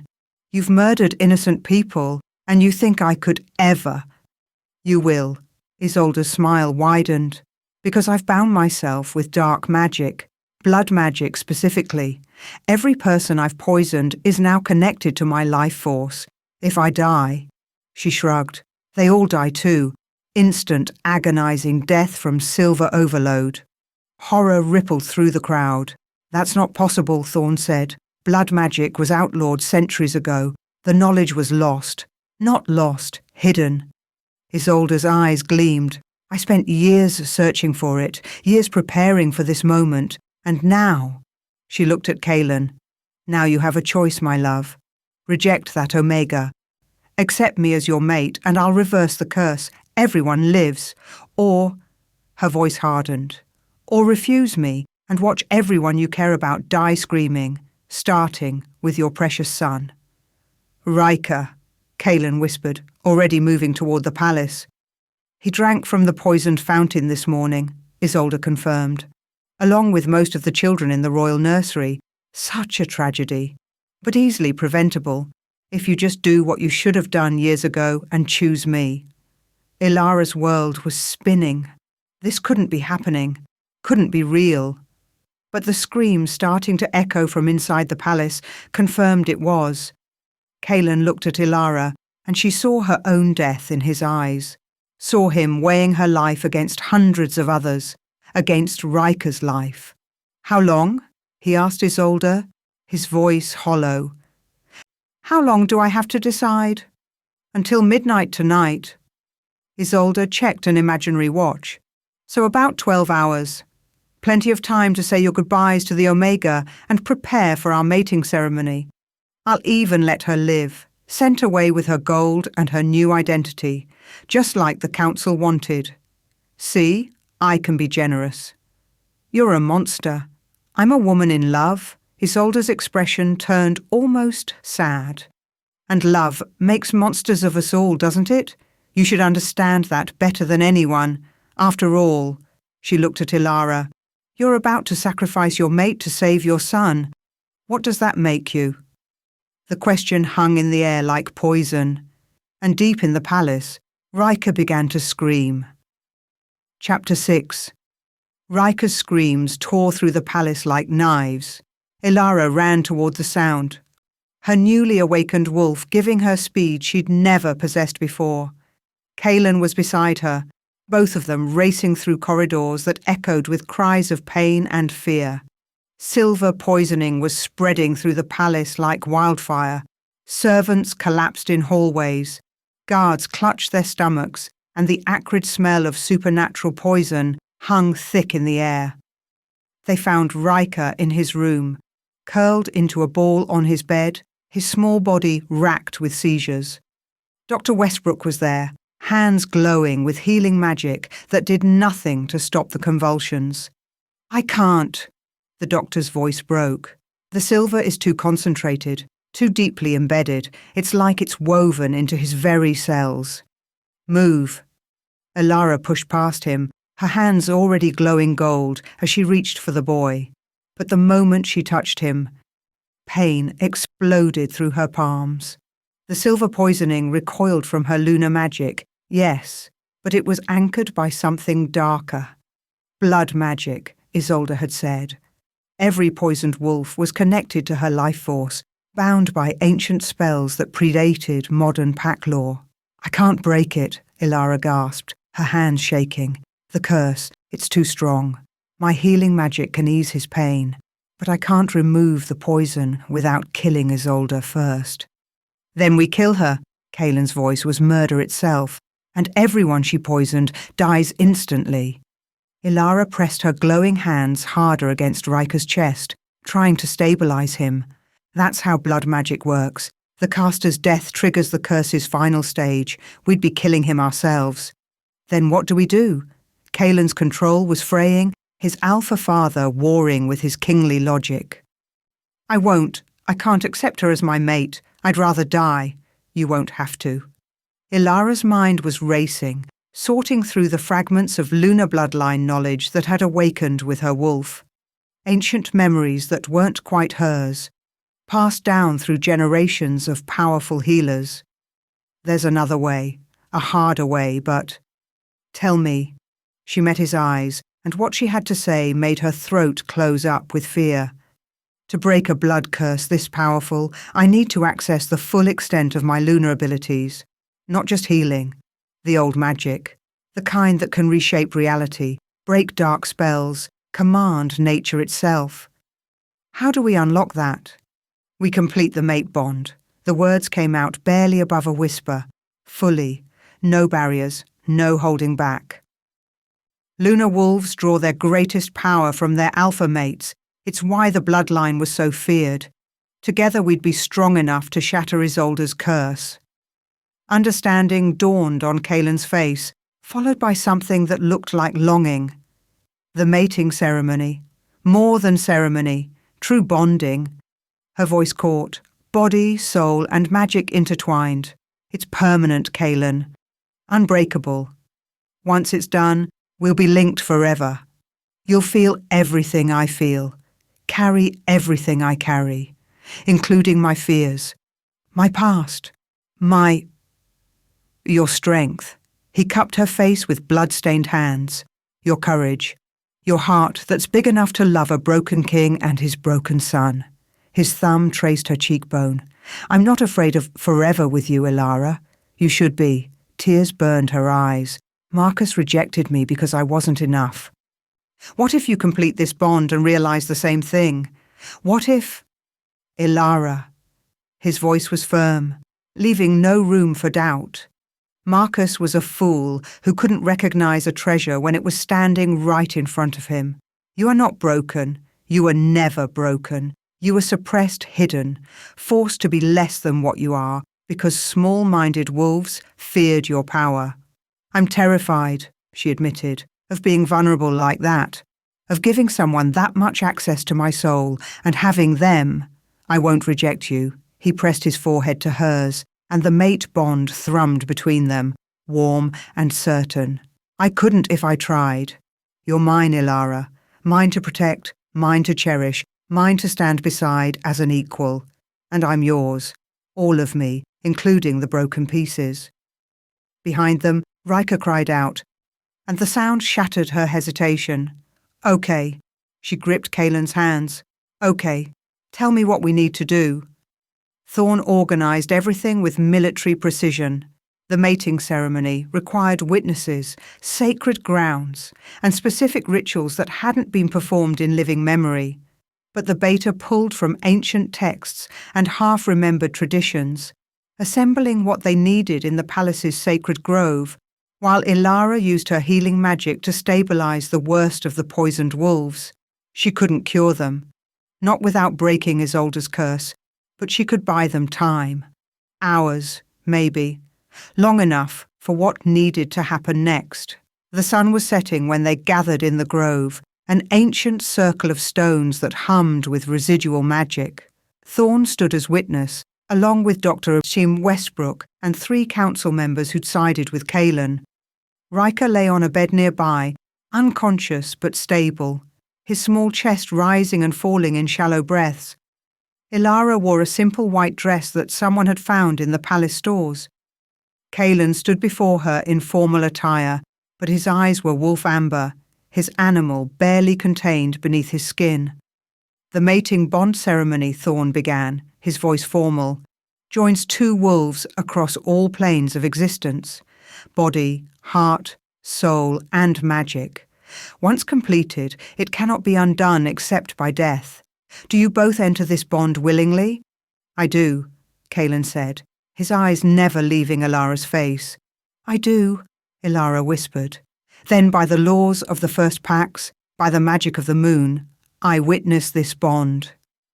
Thorn produced a ceremonial blade, silver, ironically enough. Blood to blood, life to life. Kaelin took the blade first, cutting his palm without flinching. Then he handed it to Ilara, and she did the same, her lunar magic making the silver sting less than it should have. They pressed their bleeding palms together. The world exploded into sensation. It started as warmth, the mate bond, strengthening, solidifying. But then it went deeper. Ilara felt Kaelin's presence in her mind, not as an intruder, but as a welcome guest. She felt his love for Rika, fierce and all-consuming. His grief for Serena, still raw but healing. His fear for the kingdom, his rage at Isolde, and underneath it all, his love for her. Growing, undeniable, terrifying in its intensity. I've got you, his mental voice whispered. I'll always have you. She let her own emotions flow back. Her terror of rejection, her desperate hope. Her love for his son that had happened without her permission. And yes, her love for him too. Unexpected, unwanted, but real. So impossibly real. The bond accept, Thorn said, awe in his voice. Now seal it as the ancient laws require. Kaelin pulled her closer, and when he kissed her, magic erupted between them. Golden light, her lunar power, met the darker amber of his alpha strength. They spiraled together, creating something new, something that hadn't existed in 300 years. A true mated pair, Alpha King and Lunar Queen. When they finally broke apart, Ilara's entire body was glowing. Not just her hands this time, all of her, lit from within, like a star given flesh. And Kaelin's eyes blazed amber gold, touched by her magic, strengthened by their bond. Now, Ilara said, her voice resonating with ancient power. We end this. Isolde was waiting in the throne room, seated casually on Kaelin's chair like she already owned it. She'd freed herself from the restraints, dark magic, probably, and looked perfectly composed despite the chaos she'd caused. When Ilara and Kaelin entered, she smiled. 4 hours early, Isolde observed. Couldn't wait for midnight? I'm flattered. Get off my throne, Kaelin growled. Make me. Her eyes travelled between them, and something flickered in her expression. Oh, you completed the mate bond. How romantic. The word dripped with venom.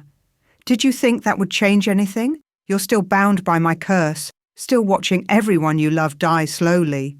Not for much longer.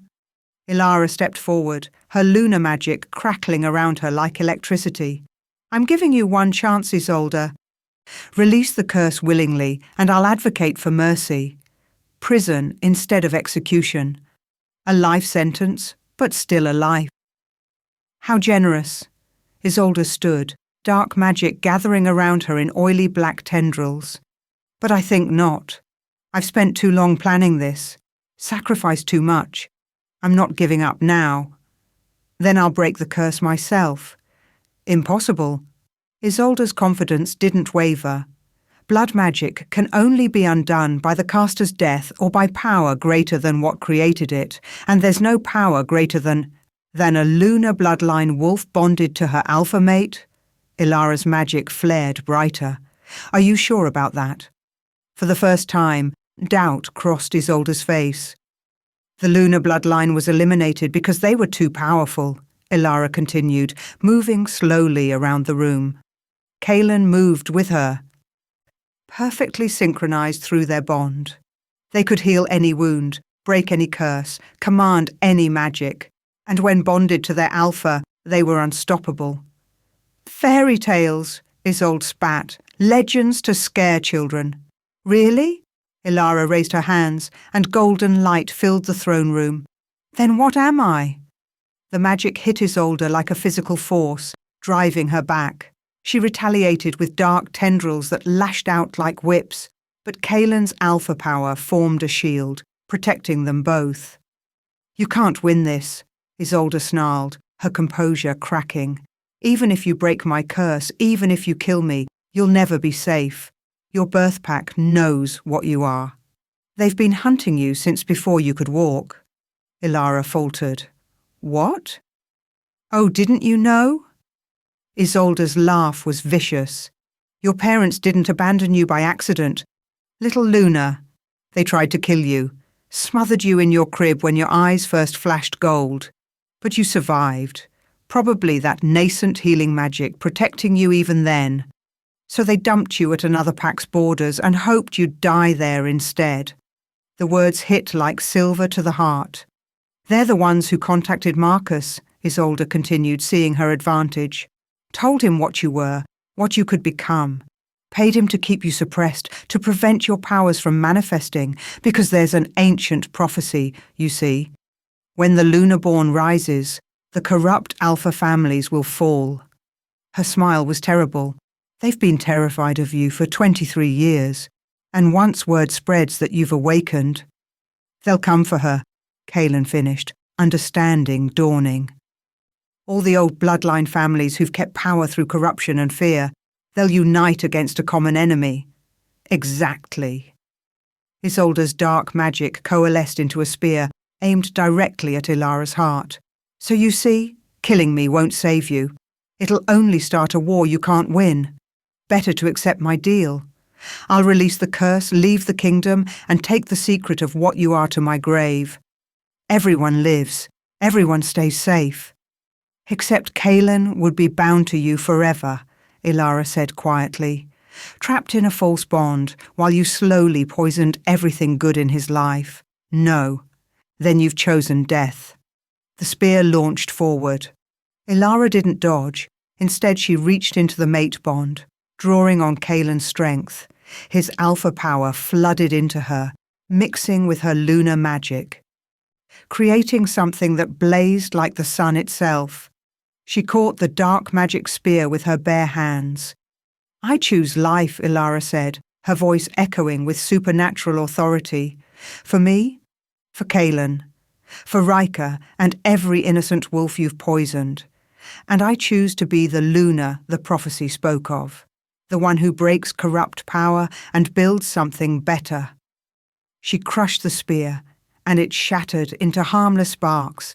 Then she unleashed everything. Golden light exploded from her core, fueled by the mate bond, amplified by Kaelin's unwavering support. It flooded through the palace, through the grounds, through every poisoned wolf. She felt each one as a point of light in her awareness, hundreds of them, all dying, all connected to Isolde's curse. and she severed those connections. One by one, thread by thread. She unravelled the blood magic. It fought her, dark curses always did, but she was stronger.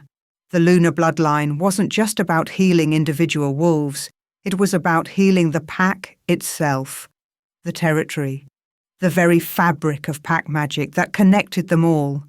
Isolde screamed, feeling her curse disintegrate. No, that's not possible. Blood magic can't be broken by light. Ilara pulled harder, feeling the last threads snap. Watch me. The curse shattered, and with nothing left to sustain her dark magic, with all her power invested in a spell that no longer existed, Isolde collapsed. The dark magic turned inward, consuming its creator, feeding on the corruption that had fueled it. This isn't, Isolde gasped, black veins spreading across her skin. This isn't how it was supposed to.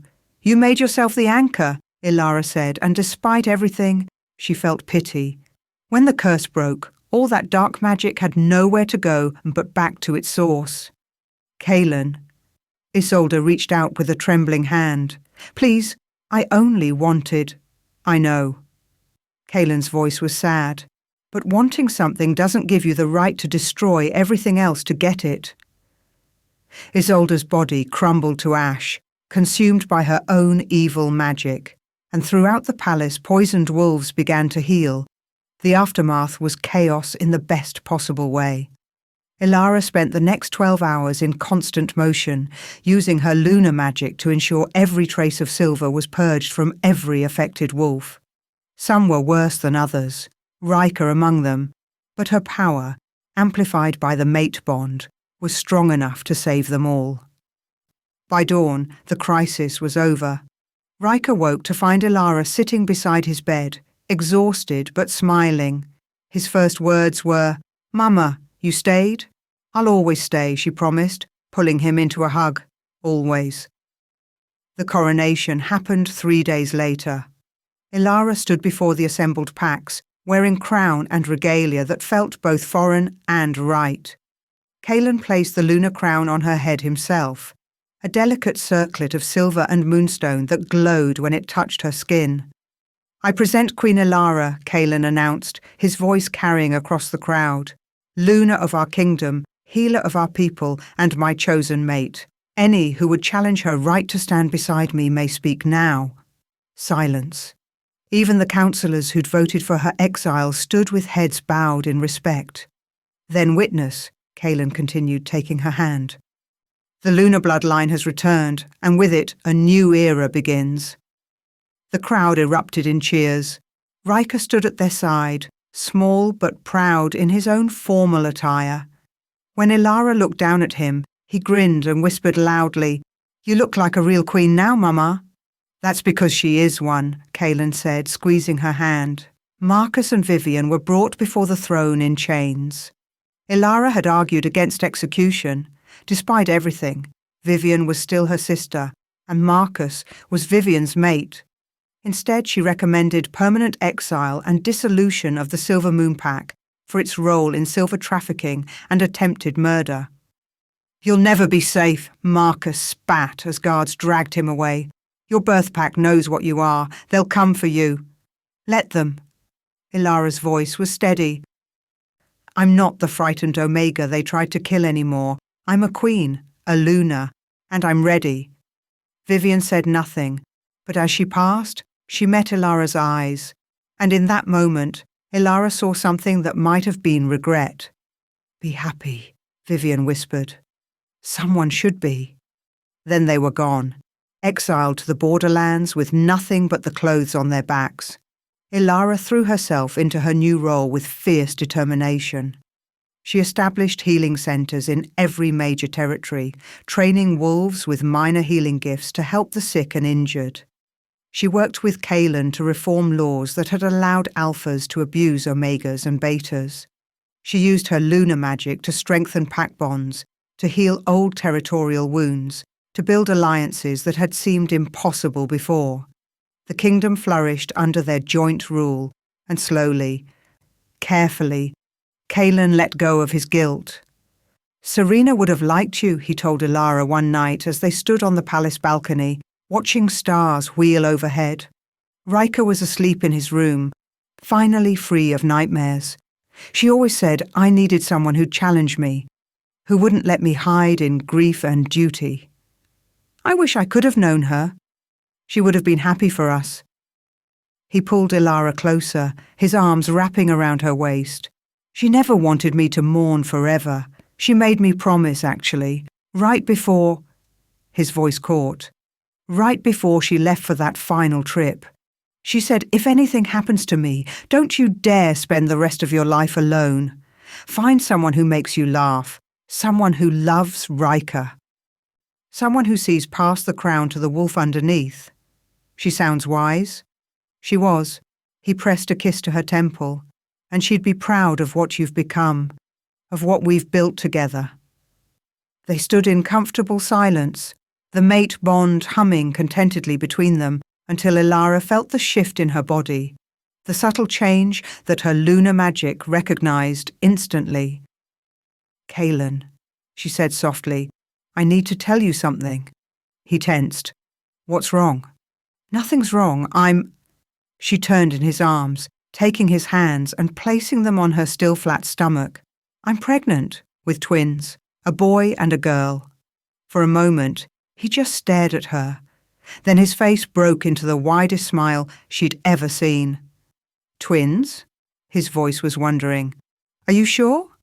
Lunar magic knows these things. She laughed at his expression. We're having babies. Kaelin, a new generation, the first lunar bloodline children born in 3 centuries. He swept her up in his arms, spinning her around, and she laughed with pure joy. When he finally set her down, he kissed her, soft and reverent and full of promise. I love you, he whispered against her lips. I love you so much, it terrifies me. Good, she grinned, because I love you too, and I plan to spend the rest of our very long lives proving it. 6 months later, Ilara stood on the same palace balcony, but everything had changed. Her pregnancy showed now. A pronounced swell that Riker loved to talk to, telling his future siblings about all the adventures they'd have together. The kingdom was at peace for the first time in years, and her white wolf, once suppressed, once dormant, once thought broken, ran free every full moon, leading pack runs with Kaelin's black wolf at her side. Word had spread about the Lunar Queen. Some of the old bloodline families watched with fear, just as Isolde had predicted. But others, younger alphas tired of corruption, omegas seeking hope, betas wanting change, looked to her as a symbol of possibility. The rejected omega who became a queen, the broken wolf who was never broken at all, the lunar who changed everything. What are you thinking about? Kaelin joined her, Riker riding on his shoulders. About how far we've come. She leaned into his warmth, one hand on her swollen belly. About how I used to think being rejected was the end of my story, but it was actually the beginning. Look, Mama, Riker pointed to the sky. A shooting star? Make a wish. Ilara closed her eyes, but found she had nothing to wish for. She had everything she'd never dared to dream of. A mate who loved her, a son who adored her, more children on the way, a kingdom that needed her, and a purpose that fulfilled her. She was no longer running. She was home. When she opened her eyes, she found Kaelin watching her with that expression he wore sometimes, like she was his moon and stars, his reason for breathing. I already got my wish, she told Riker, pulling both her boys close. I got all of them. And as the shooting star streaked across the sky, as the kingdom settled into peaceful sleep below, as new life grew within her, Ilara finally understood what it meant to be whole. Not because someone chose her, but because she chose herself first. And everything else, the crown, the magic, the love, was just the universe confirming what she'd finally learned. She was enough. She had always been enough, and now, finally, she believed it. The end. Thank you for listening to this story.